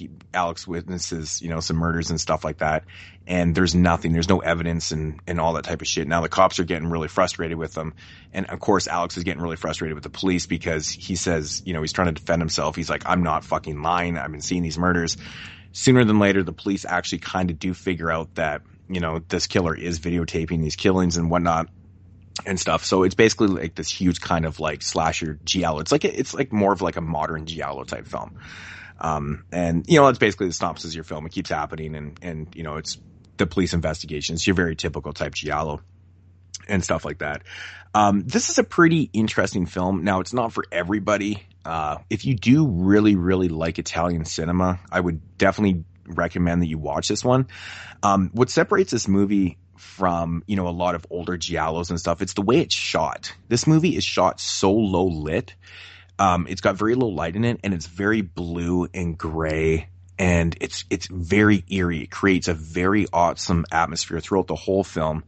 And it definitely does feel like an authentic Italian film throughout the whole thing. Another really cool element to this film is the soundtrack. Not only do you have the music of this, you know, the sensation or this pop sensation, but you have like this really eerie kind of score to the film too. And it's like completely opposite than the music that's playing. So it really kind of, it adds like this pop kind of feel, but then really dark and dreary feel to it too. It's really unique actually. So many cool things about this movie actually, but, you know, the overall structure of the movie, the way it plays out, like I said, it plays out very much like a giallo, very much like a very heavy police investigative, story and stuff like that. And a lot of paranoia from Alex and whatnot, but it really does work. You know, I think the kills and I think the whole videotaping thing is a little gimmicky, but, it does work for this type of movie actually. It actually works quite a bit for what they were doing, but the fucking main problem with this movie is the ending is fucking horrible. The ending, it brings this movie down so bad. It's such a huge cop out. Like what you find out at the end, it's just like, oh my God, it's such a letdown. It's such a major, major letdown. Now, this is an interesting film because it's very unknown, you know, to a lot of people, but it has a lot of interesting appearances in this. It has the great Donald Pleasance in this movie. This is nice. Donald Pleasance's very, very last film he ever appeared in. This is actually right before he died. He plays, he's got a pretty minor character. He plays like a doctor in the film. It's got a couple different scenes with Angus Scrimm in it, which is very cool too. And what's this film called again? Fatal Frames. And, it's got a pretty big role by Liana Quigley's in it too. And, you know, David Warbeck's in the film. Also, he's, from The Beyond, one of my favorite movies of all time, you know, an Italian actor that always shows up in all these Italian films kind of thing. So, but it's got a pretty interesting cast. But like I said, the way this movie is shot is so fucking unique, man. Like when you watch it, you're just like, holy shit. If you, JP, if you don't, if you want to look up the cover of this movie, it'll give you a very good indication of what the actual movie looks like. The cover does a really good job of what it actually looks like. So very, very low lit blue and gray. I love the atmosphere in this film, but like I said, it was very enjoyable. It took a little bit to get into the movie because it was kind of playing out like a very kind of slow giallo and stuff. But once it gets going, it gets you intrigued because you really do want to find out what the fuck is going on because it doesn't lead you one way or another kind of thing, right? But yeah, the ending though, man, oh no, it's bad. It's really, really bad. And I was so disappointed. I really wanted to give this one. I was like really enjoying it. Like I said, it took a minute to get into it, which was interesting for me because I usually get drawn to Italian films so easy, but you know, in the middle it was kind of good. And then the ending happened. I was like, what the fuck? Even the whole build up to the end was awesome. And then it's like, damn, you just punched me right in the ball sack right there. You just dropped me. But you know, overall it was still really fun. Like I said, it's definitely for major, major Italian fans, you know, because you know what you're going to get with it. So if I had to rate this one, I am still going to give it a pretty decent rating because of everything, kind of the uniqueness of the movie. I'll give it about a 7 out of 10 for it. So. All right. Yeah. So do you have a pick of the week? I actually do have a pick of the week. This is brand new and the very first Blu-ray released by Massacre Video. It's the brand new Adam Albrandt video movie called The Cemetery. I believe this was not released last year, it was shot last year. It came out obviously this year in 2014. This is a really awesome release by Massacre Video. It's a 4-disc Blu-ray DVD set. It's numbered. These are limited edition to 1,000. They're actually come hand numbered. I got number 266, which is really cool. If you're not familiar with Adam Albrandt's work, he did a movie called Crossbear last year that or was it last year or 2 years ago? But it was, stirring up a lot of buzz and stuff like that too. So I was really looking forward to seeing this. I still have yet to see Crossbear. I just haven't been able to find, it's really hard to get a copy for cheap. I just don't want to spend like $40. So I was really looking forward to this because he was getting a lot of buzz and whatnot. Anyways, this movie, The Cemetery, basically starts out with a backstory. It's kind of giving your history of the story from like the mid 1600s or whatnot. It's about all these people that were getting killed off by these priests and stuff like that. Basically, the story is that a bunch of people back in like the mid 1600s got like possessed. And what it is that these priests, they couldn't deal with it. They didn't know how to like exorcise these people and whatnot. So their way of dealing with these possessed people was just to kill them. They basically slaughtered women, children, men, and like a whole shitload of people and whatnot. And it became kind of like an urban legend, throughout time and stuff. Like, did these priests actually really just murder people, or were these people actually possessed and whatnot? So it kind of gives you this brief backstory to it. Then it gets into the story. It's basically about these 5 people. They're kind of like paranormal investigators, or they're very cynical type people and whatnot.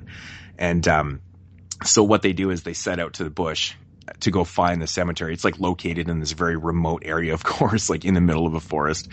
And so, of course, they get out there and they find the cemetery and they set up camp right on the cemetery. And not sooner than later, some of the people start getting possessed by these evil spirits and shit like that. And it kind of turns into like a possession film out in the forest and whatnot. I really, really enjoyed this movie, man. It was fantastic. At first, I wasn't really too sure how I felt about it. I got about roughly about a half an hour into the movie. The backstory was very quick, and there was some odd kind of moments in the beginning of the film that were kind of quirky, and I was like, okay, I thought this movie was supposed to be kind of more straight face and stuff. But those moments I got over them really quick. It wasn't really an off-put or anything. The one thing about this movie that did kind of not infuriate me, it's kind of extreme, but did kind of throw me off a little bit, was the soundtrack itself. The soundtrack is like death metal music, but I found that it didn't really work for the type of movie. I think if you had to use more of a just eerie soundtrack, and like when you're out in the bush and some demon's like ripping somebody apart and all of a sudden like death metal starts kicking in, you're like, what? I don't know, man. It was kind of throwing me off at times, but besides the soundtrack, I think this movie was actually played out pretty well. Like I said, there's moments in the beginning where you're like, okay, is this movie gonna, play out like a horror comedy? But once they get to the bush, it really doesn't. It's actually played pretty straight face, which is awesome. I thought the effects in this film were fucking fantastic. Great gore effects, man. Really great gore effects, man. I couldn't stress that enough. Really good stuff. Really awesome kills and stuff like that. But I really liked, how they utilized a very, very low budget, shot in this kind of remote area, but it really worked. Good cinematography. The dialogue at times is kind of like, it is what it is, right? It's not like overly the greatest, but it keeps you intrigued. But I really do like the whole idea of them trying to figure out, the real history behind these murders and stuff like that. And I like the setting and everything. It's pretty cool, but I do highly recommend The Cemetery. I thought it was fantastic. If you like, demon possession, it's more of a demon film, really. These people get actually like, possessed, and they start going fucking buck wild crazy and shit in the forest. But definitely give this a shot. This has been released on DVD now. So you can pick up the DVD. It's a double disc from Massacre Video, so it's a lot cheaper than this one. I'm kind of disappointed a little bit because I didn't know what the soundtrack was going to be like, and the fourth disc in this actually is the soundtrack. And I'm like, well, I mean, I can listen to the music, by itself. I just found that the soundtrack was a little much for the film, and it just kind of took me out of it at times. Do you ever have that problem, JP, when you're watching a movie and you feel like the music completely doesn't fit with what you're watching? Yeah, I've had it a few times. I'm trying to think of, when it happens is when it's like a really like screamo or like super metal-y stuff that I don't really get into. It kind of takes me out of it. Well, that's exactly what this was. It was, there's scenes in it and all of a sudden it's just like, and I'm like, holy fuck. Like, I mean, to be honest, I really do like metal and like stuff like that. But in certain movies, I find that some people, like some directors and stuff, they're like, everyone that loves horror movies loves death metal music. I've got to throw this crazy death metal music into the film. And I'm like, it's not really the case. I just found it didn't work because it's like they're in this remote forest, and all of a sudden this fucking like crazy double kick fucking growling starts coming out of nowhere. I'm like, what the fuck? I'm like, it's just, I don't know, man. So that's one minor flaw to the film. You know, it does happen a bunch of times and stuff, but overall, really, really enjoyable film. I think a lot of people out there will really enjoy this. I had someone ask me, actually, I think it was Zach. He asked me if this was a shot on video film. It's not shot on video. It's, you know, it's shot, you know, low budget digitally, but it's really well shot, actually, and it looks beautiful. It looks really, really fucking beautiful on Blu-ray. I was really impressed with the quality of the film. And the biggest upside to this film is the effects, though. Man, it is gory. It's pretty gory. Really good stuff. So 7.5 out of 10 for The Cemetery. Definitely peep this out. You know, if you want this Blu-ray, get it before it's gone. Sweet. 7.5, you said? Yeah, 7.5 out of 10. So I take it you don't have any quick cuts this week? Oh man, I got tons. No, obviously I don't.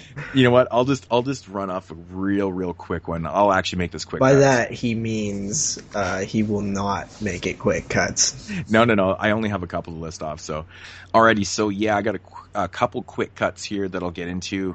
First up, from 1977, a movie called House. Everybody, well, I mean, not everybody, most people know about this film. It's a batshit fucking crazy ass ghost film about this girl that goes out to her aunt's house and crazy shit starts going on in the house. Really, really fucking awesome film. I couldn't highly recommend this one enough. JP, you got to grab that Criterion. I give this one about an 8.5 out of 10. Yeah, I definitely saw that Criterion is one that I might pick up. Oh, fuck, dude, it's such a blast. It's such a weird movie, dude. It's hard to believe that thing was made in 1977. Like, when you're watching it, dude, you're going to be like, what the fuck? How was this made in 1977? I've seen clips from it before just because of, like, how it's kind of known as being so damn out there that it's kind of hard to avoid when you're a fan of this genre to at least hear about it. Oh, yeah. It's definitely one that you got to see, man. It's bizarre. Next up is a film called Dark House. I think Jeremy talked about this one on the podcast. It's Victor Salva's newest film. We all know him as that pedophile. Dark House is a pretty interesting film. I won't go too much into it. It's basically about a guy that, you know, on his 23rd birthday, I think it's his 23rd birthday, gets called by his mom, who's been in this asylum since, like, she was a child and stuff like that. She kind of tells him something about his father that's alive. He goes to investigate, and it kind of plays out from there. It's like this. He's got this special gift where that when he touches somebody, he can actually see their death and stuff like that. So he goes to investigate because he wants to meet his father, and all this crazy ass shit starts happening. It's a pretty interesting premise to the film. In my opinion, it's executed at times a little poorly. I did like a lot of different aspects of the film. I think it's not as bad as people are making out, but it's definitely above average. I give it about a 6.5 out of 10. I also watched another movie that Jeremy absolutely loves. For the first time, I finally got a copy of this, and that's of All Hallows Eve. Yeah. Finally watched this anthology film a couple nights ago, and you know, it was a little underwhelming, I have to say. Jeremy, I know this one made his top 10 list. Mm-hmm. I didn't overly care for this that much, to be honest. There was a lot of good elements. I thought the acting was pretty good. The first short was basically about this demon that was like ripping babies out of this woman. You can't really get into these shorts too much, or else you just give the whole damn thing away. Yeah. But yeah, you know, that's the short and long of it. The second one's got an alien, and the third one has got this creepy ass fucking clown doing this crazy ass gory slasher shit, which is by far the best short. The third one is awesome, and the third one actually rolls into like the wraparound story. Yeah. And it actually does really work, but I find the first two shorts to be not that great at all.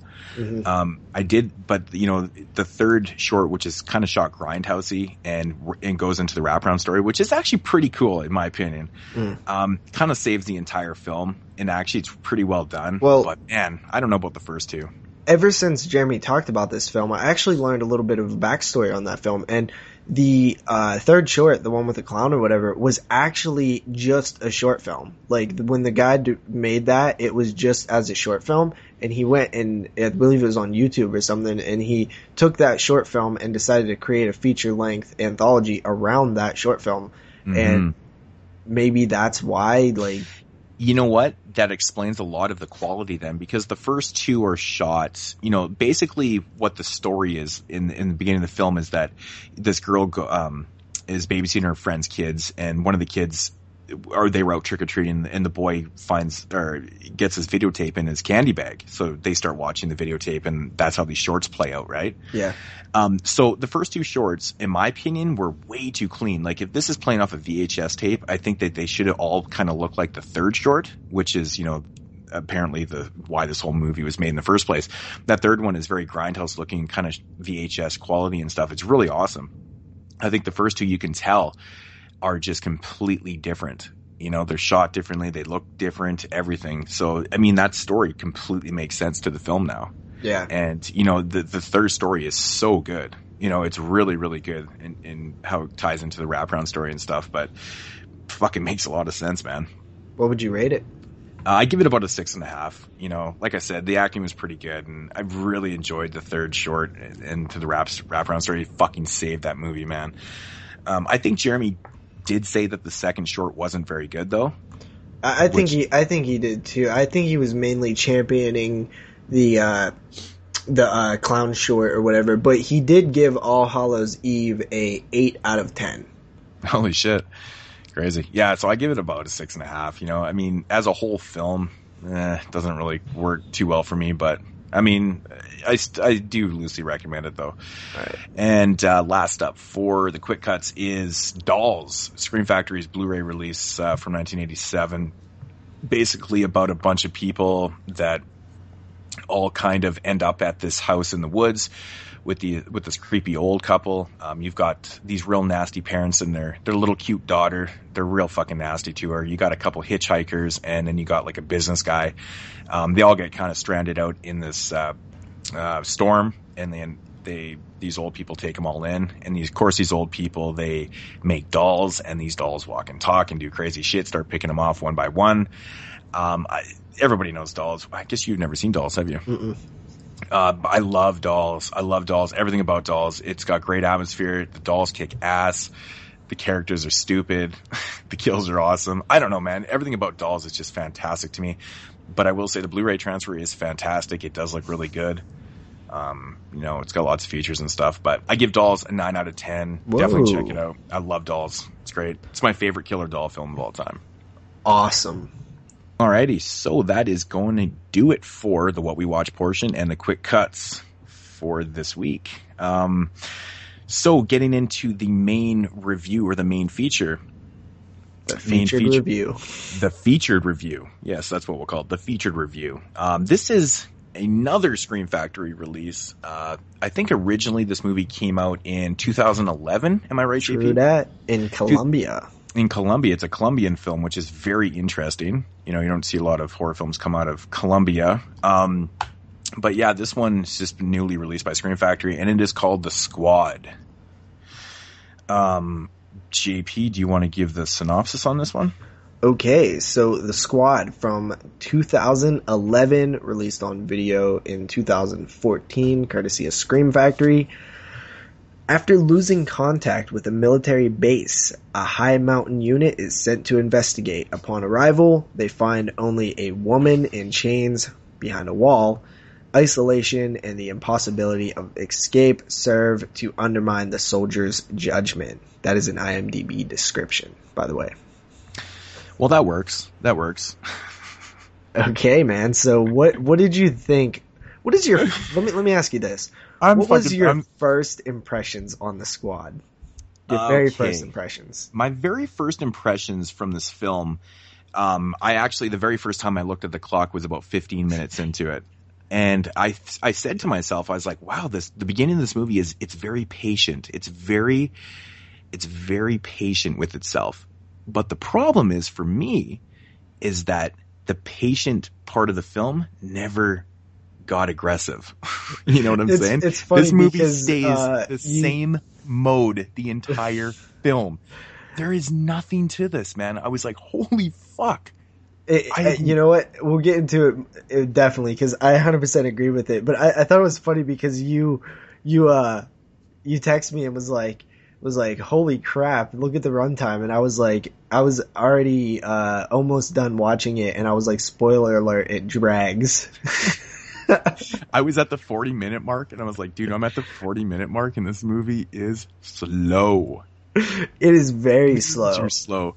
And that is like probably the best point you can possibly make, is it starts out slow and it never goes aggressive. Like that, you said that perfect, because that's absolutely right. There's long, lingering shots with too much silent time.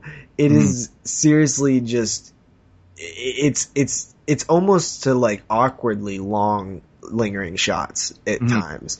I will say though, right away when the film starts and they kind of get to where they're going, the soldiers that is, I thought the setting of this thing was amazing, and I thought I was going to be in for something like fantastic, because the atmosphere and the actual setting, like just the trenches and the fog and like the hilltop, like I thought it looked truly amazing. I was like, wow, this is beautiful. Well, yeah, man, I completely agree. I love the opening setting in this film, and it's very ominous, and the atmosphere was awesome. With great word. And it's the fog and the atmosphere and like the silent, it really does work in the beginning of the film. You're like, holy shit, man! Like I thought I was watching like a John Carpenter film at the beginning. Like even when they go into the bunker area with like the blood everywhere, like I was like, this is the thing. This feels like the thing right now. Some of the positives to the film are, in my opinion, I think it really does have a really good score to the film. It does fit. It's very like ominous. It really does. The score helps the visuals very well with the fog and that ominous tone. The director didn't pull any punches with it. He never tried to jump scare. He never really did anything. He just kind of created an atmosphere that really did work. It was a very somber atmosphere. It was so like, it was almost like tone deaf. It was just like there. But the problem is that atmosphere, that tone never changes throughout the film. You need a build-up. This movie needed to go somewhere, and it never did. Well, I honestly will say that I thought there was, towards the end of the film, I thought that there was a pretty effective emotional death. But I feel like by the point, you don't care anymore. Exactly. And that's actually one of the, the cons to this film for me is, there's a lot of time for character development in this film, and you do learn little bits about the characters, but it's not enough to care about them overly that much. You know what? I was actually going to point out that, like, you're right. We do learn a little bit, but it still feels like we never get to really know the soldiers. We never get to be invested in them. There's too much downtime, which there's not a lot of talking, which there should be, because there's so much downtime. There should be more character stories, characters talking to each other, characters telling backstories, telling stories, telling showing off their personality through these soldier talk, right? There's a lack of conversation, and that's just the beginning, because there's also a lack of individuality. I felt like these characters weren't individual enough. I couldn't tell them apart. Now, it being a foreign film doesn't, lend any favors to that, because, the voices are harder to recognize, like, distinctions in voices and stuff like that. But I really felt like these were not individual enough. I felt like these characters were hard to tell apart, and I couldn't really get a grasp on, like who's this guy? Who's that guy? Yeah, totally. I think one of the main issues with this movie is that it doesn't really know where it wants to go or what it wants to accomplish. You know what I'm saying? It's like, okay, I understand these people are basically secluded. They're in this desolate area. They can't get out of there. They have no communication with anybody. And they're wondering, like, who this girl is, or who's this lady that's all tied up and shit like that. Is she a witch? Is she responsible for what happened there? So everyone's kind of like questioning it. The paranoia is starting to kick in, but then the movie kind of moves away from, the aspect of this potential witch knocking them off one by one. And it basically turns into a battle of, paranoia, and, it becomes a struggle between the soldiers, and that's really what it is. It kind of totally gets away from the whole witch aspect, and then you get a final glimpse of it, like in the end of the film. But yeah, you know what I'm saying? Like, it doesn't really know where it wants to go. I mean, I understand that, like, you're probably going to go a little crazy in the one character that's completely fucking paranoid as shit. Like, everybody is bad. Everyone's part of the fucking Taliban, or whatever the fuck it is, right? Yeah. But they get away from the whole witch thing, and like where is this going? I just wanted it to go. I wanted to explore that witch aspect, or what actually happened at this area, like why they're there. That's they're actually what I was going to point out, is that, one thing back what I was saying, the individuality thing, like the way you do that is by, telling stories, having backstories, doing that. But what you were saying about you wanted to know more about what happened there, like that is another thing. Backstory, give some sort of I don't mean like investigation as in like ghost, like a ghost movie or something, but like poke around, go into different rooms, find a bloody something, they should have watched John Carpenter's The Thing before they made this film, because I feel like these films are similar in terms of this film's trying to capture that tone and feeling, that paranoia, but they never really get going with it, and they never really know how to appropriately structure. Well, that's the thing, story. Because they completely focus on the character's isolation and the paranoia that's coming from their isolated situation, right? But and that's what it kind of turns into. Like I said, they totally don't get into, that whole reason of why they're there. They're there, this woman obviously has something to do with it, but then it totally focuses on something else. I just think the direction was it was a little wish-washy there. You know what I'm saying? And it sucks too, because like when you're these characters, even though you don't know much about them and stuff, I have to say that the performances by the characters were very authentic. I thought the acting was really well done in this film. And that's what I was talking about. Kind of that one emotional death. I thought that was like, if you would just take that scene and like remove the rest of the movie around it, like, and I just showed you that scene, you'd be like, wow, that's a very emotional, effective scene. The problem is, like I said, by that point in the film, you just are waiting for it to go over, because you're like, well, like, cause you're holding on, right? This is a film where you're waiting, you're like, okay, like, I'm holding on here, like do something. You're waiting for something for it to escalate and turn into like, oh, that's what it was. Like, that's why everything was so slow. But like, that never happens. And, it just pains me so much, because one, I was looking forward to this film, and two, it had so much going for it. Like, I know it had so much potential. It really did, and it like crushed me when I realized that. Like, I know, you get to that certain point where you're like, we're in way too deep now. There's no turning back. Like, you can't redeem yourself anymore, because it's like it's late into the film right now. The movie really kind of like, it loses a lot, because the whole tone and the whole pacing of it never really changes, but it loses a lot of steam, like basically when they kind of go into the building and stuff, and it never really recovers from that, seeing those outside shots and stuff. Like the stuff that's in like the first quarter of the film is really, really beautifully shot. A lot of maybe a little too much up close shots of the characters and stuff. They didn't really pull back. You didn't get to see a lot of like wide shots of like the actual setting, but they really disintegrate that when they go into the building and never really get back out there until like the very end and stuff. And it's just, it kind of feels like, I mean, it does work for the isolation portion of the film.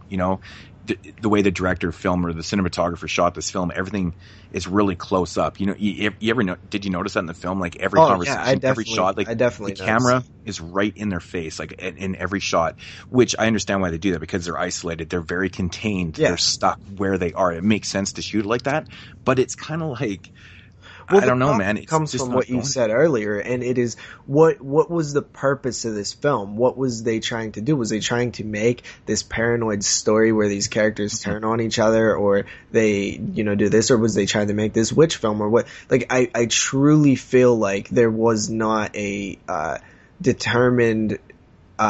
predetermined decision to where to take this film. Like, it feels like they wanted to combine a few things, and maybe they thought they knew where they wanted to take it, but they definitely didn't execute it, because it really doesn't, ask yourself, what was the purpose of this story? And that's what I question about the film. Like I said, they didn't really know what they were going with this, the paranoia or the struggle between the soldiers or the witch deal. If you just do that, if you just do the John Carpenter's The Thing, the paranoia type story, you have enough tools, and the setting works great for this, but it feels like they never really went full on board with that, or they never really went full on board with the witch story either. That leads me to my next point. It's like, this movie to me kind of feels like a horror film, or it's like a drama disguised as a horror film. Yeah, and I was gonna say that too, that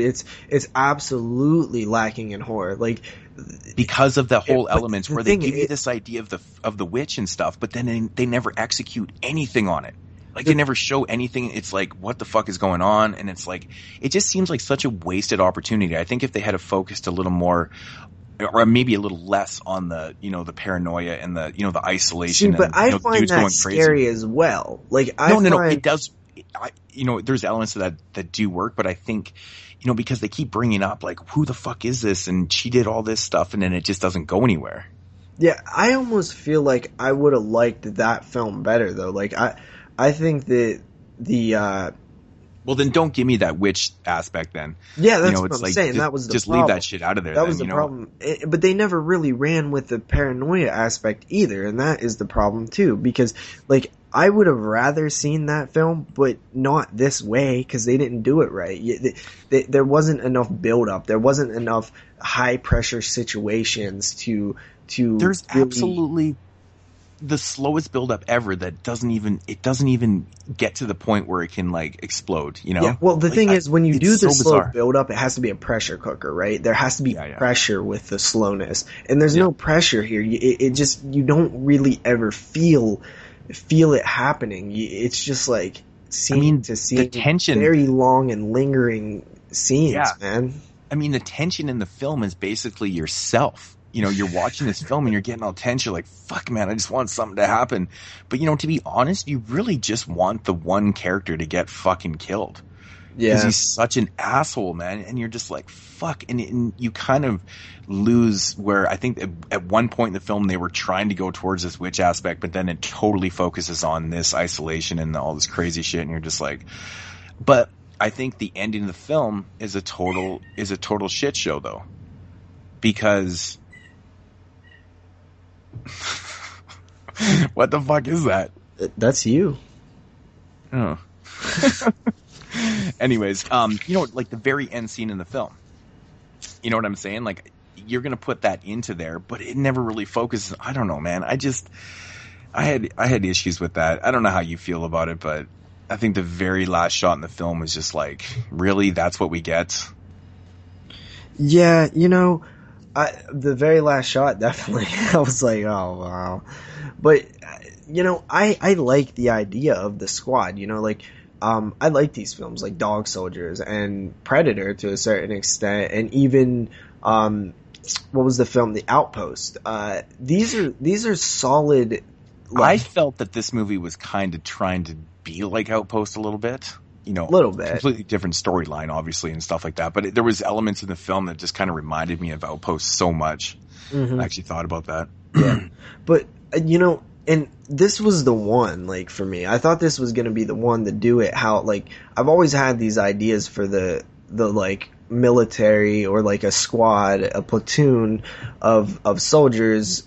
And, I thought this was going to be it. But, I really want to see more of these type of films. Just that they gotta really know what they're gonna do with the characters and the story, because this is honestly a frustrating film for me because there was so much that I liked about it. The score and I think it has like honestly some of the better atmosphere that I've seen as of late, and it's just all wasted. And the setting, I was in love with that setting. I was like amazed. I was like, oh my god, this is gonna be so awesome.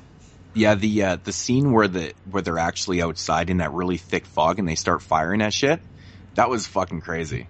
Because like, man, you put yourself into that position and you're like, fuck. It's kind of scary, man. It's eerie because you already don't know what the hell's going on, and you can't see anything. I really liked that scene. I thought that was good. It was good. I just felt that this film could have worked better as a short film. I mean, obviously, in my opinion, this movie was way too long. This movie was way too long. That's so obvious, too. And I don't know how somebody wouldn't have like, intervened and was like, look, we gotta trim this thing. Like, I honestly feel like you could have lost 20 minutes easy 20 minutes. You could have lost 30 minutes in this film. Yeah. Like, there's so much you could have cut out of this, man. Would it have been better? Maybe. It would have been better. Like it... I mean, this movie runs 110 minutes. That's a long fucking movie. What happens? What happens? Like, that's what I'm saying. Like, what...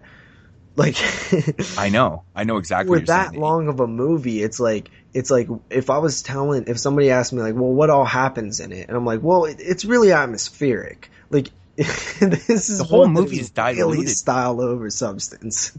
It's kind of weird because this movie almost has like so much atmosphere and things kind of going for it, but it almost dilutes the entire film. This is what you get when you watch it. You watch a nice setting with a good atmosphere, and that's all you get. It dilutes everything else that is actually in there, or supposed to be. Yeah. You know what I'm saying? It just doesn't offer anything else up. I don't even remember last time I watched a movie that just had this no build up, like at all. It's so crazy to watch a movie like that, but I don't know. Yeah, I honestly don't have a whole lot more to say about it if you'd want to throw out your rating. Yeah, I don't really have a lot to say about it either. I mean, I think we covered pretty much everything. I mean, like I said, it was just such a shame. I just wish I wish there was something there at the end. It's so disappointing. So disappointing. Everything looked so authentic though, like the costume, everything looked good in this movie. They did a really good job. Production value to it, but it's just, you got to develop it more, man. You got to have something there. You got to give something back to the viewer. I did in the end of the this film had over $1 million budget. Yeah. It sucks because I just felt so ripped off by the end. I was like, the fuck? I just sat through, 100, an hour and 10 film, or, almost a 2-hour film. I mean, and fuck, got nothing. So, I don't know. With all the good qualities of the film, there is like a lot of good things. Like I said, the score was good, really good atmosphere. There's a lot of things that are going for this. Great acting, great setting, a lot of good stuff. But, even with all those things that I love in films, you still have to deliver, a solid story, and you need a good ending. And film like this, you need a good ending. This type of movie I honestly is all don't about. Even think a ending could have like really done much. Like, I don't even know how you would make an amazing ending to save like that long of nothing. Yeah, I know, but I mean, I'm just saying, like in general, this type of movie needs a good ending. So maybe some editing. This movie definitely needed some trimming. For sure. With all the good things and stuff, I mean, I guess. I can't really recommend this film. It's so hard, but I can't give it like a really shitty low rating either because there's a lot of good things about it. I'm just going to give it a 5 out of 10, man. Yeah. See, you know what? The thing is, I was debating on my rating because, I mean, I take into account the atmosphere and setting and cinematography and score. Like that is all top notch in this film. It's actually above. It's way above standard, right? I do agree. It's actually pretty damn good. But the thing is, to me, you have to have those other things that matter, like story and pace. And pace. Especially story in a film like this, it's slow. Like if you're having a slow burn, you have to have a story, because then it's nothing because, you know, if you have, bottom line, this film is absolutely a 5 out of 10. It's as average as it comes because you cannot recommend it, and it is good enough to where you can't give it below a 5 because it has way above standard, technical features. Mm-hmm. Yeah, I'm glad that we're on the same page on that one because, you know, it's such a shame. I'm so disappointed by this movie right now. Mm-hmm. I just wanted something out of it, you know, and I was like, fuck, there's so much potential. And oh, wow. I haven't been this disappointed in a film in a long time, actually. Yeah, because you know me, even I was like excited to review this one for a while because, you know, like when I seen the cover art and I was like, The Squad, like I love those type of films, like that idea. And I was like, I actually heard some good things about it. And I believe even, Dread Central has a quote on the cover that says, you know, like a real high praise quote. And I was like, all right. I see what's going on here. This looks like it's going to be a hit. Well, you know what their quote says? It says, they give it 4 stars, actually. It says, remarkably atmospheric and well-crafted horror film. Well, I agree with both of those statements, actually. I mean, you know, well, I guess craft kind of has to be the whole package. I don't think the well-crafted horror film is you know, legit. I don't even know if I agree with horror. Well, that's the thing. It's like a drama film disguised as a horror film, kind of. You know, I don't know. Are they rating out of 10? No, I think that's probably like their 5-star rating or whatever. Yeah. 4 out of 5 is pretty fucking, I mean, that's equivalent to like 8 out of 10 for us. It's crazy. Yeah, I don't know, man. I agree. 5 out of 10. Underwhelming. Very, very, very underwhelming. Wow, so disappointed in this one. That sucks, but yeah. Alrighty, so I guess that's going to do it for episode 32 of the 22 Shots of Moods and Horror.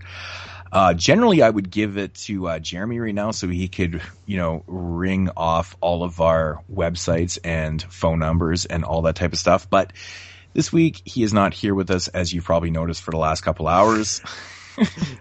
So we are not going to do this week. All the links will be down below in the video or on podcast. I'll give out a few links real quick, just because I know them. So obviously, check out the Face group page. That's how you can get in contact with us. That's where we're most active. The YouTube channels, Moodz 616, Double Shot J, NES Roller 22. The voicemail. Hit up the voicemail, guys. Why are you guys being so scared of the voicemail? 724-426. Well, because one person left a message and got their head torn off. Yes. I guess a little bit. But, you know, we was a little unsure about the context of the voicemail, but it's all sorted out now. So that voicemail number is, once again, 724-426-6665. Definitely hit that up, guys. We might even have to do a contest for the voicemail just to get some more people unafraid of hitting that up. Of course, the brand new 22 Shots of moodsandhorror.com website. Hit that up because that's going to be awesome once we start getting some more content rolling there. You can find this episode there as well as all of the other episodes. 22 Shots podcast on Twitter. Hit us up there. And of course, the email, which is 22shotsofmoodsandhorror@gmail.com. So that is it. We are done. We're through. We're out.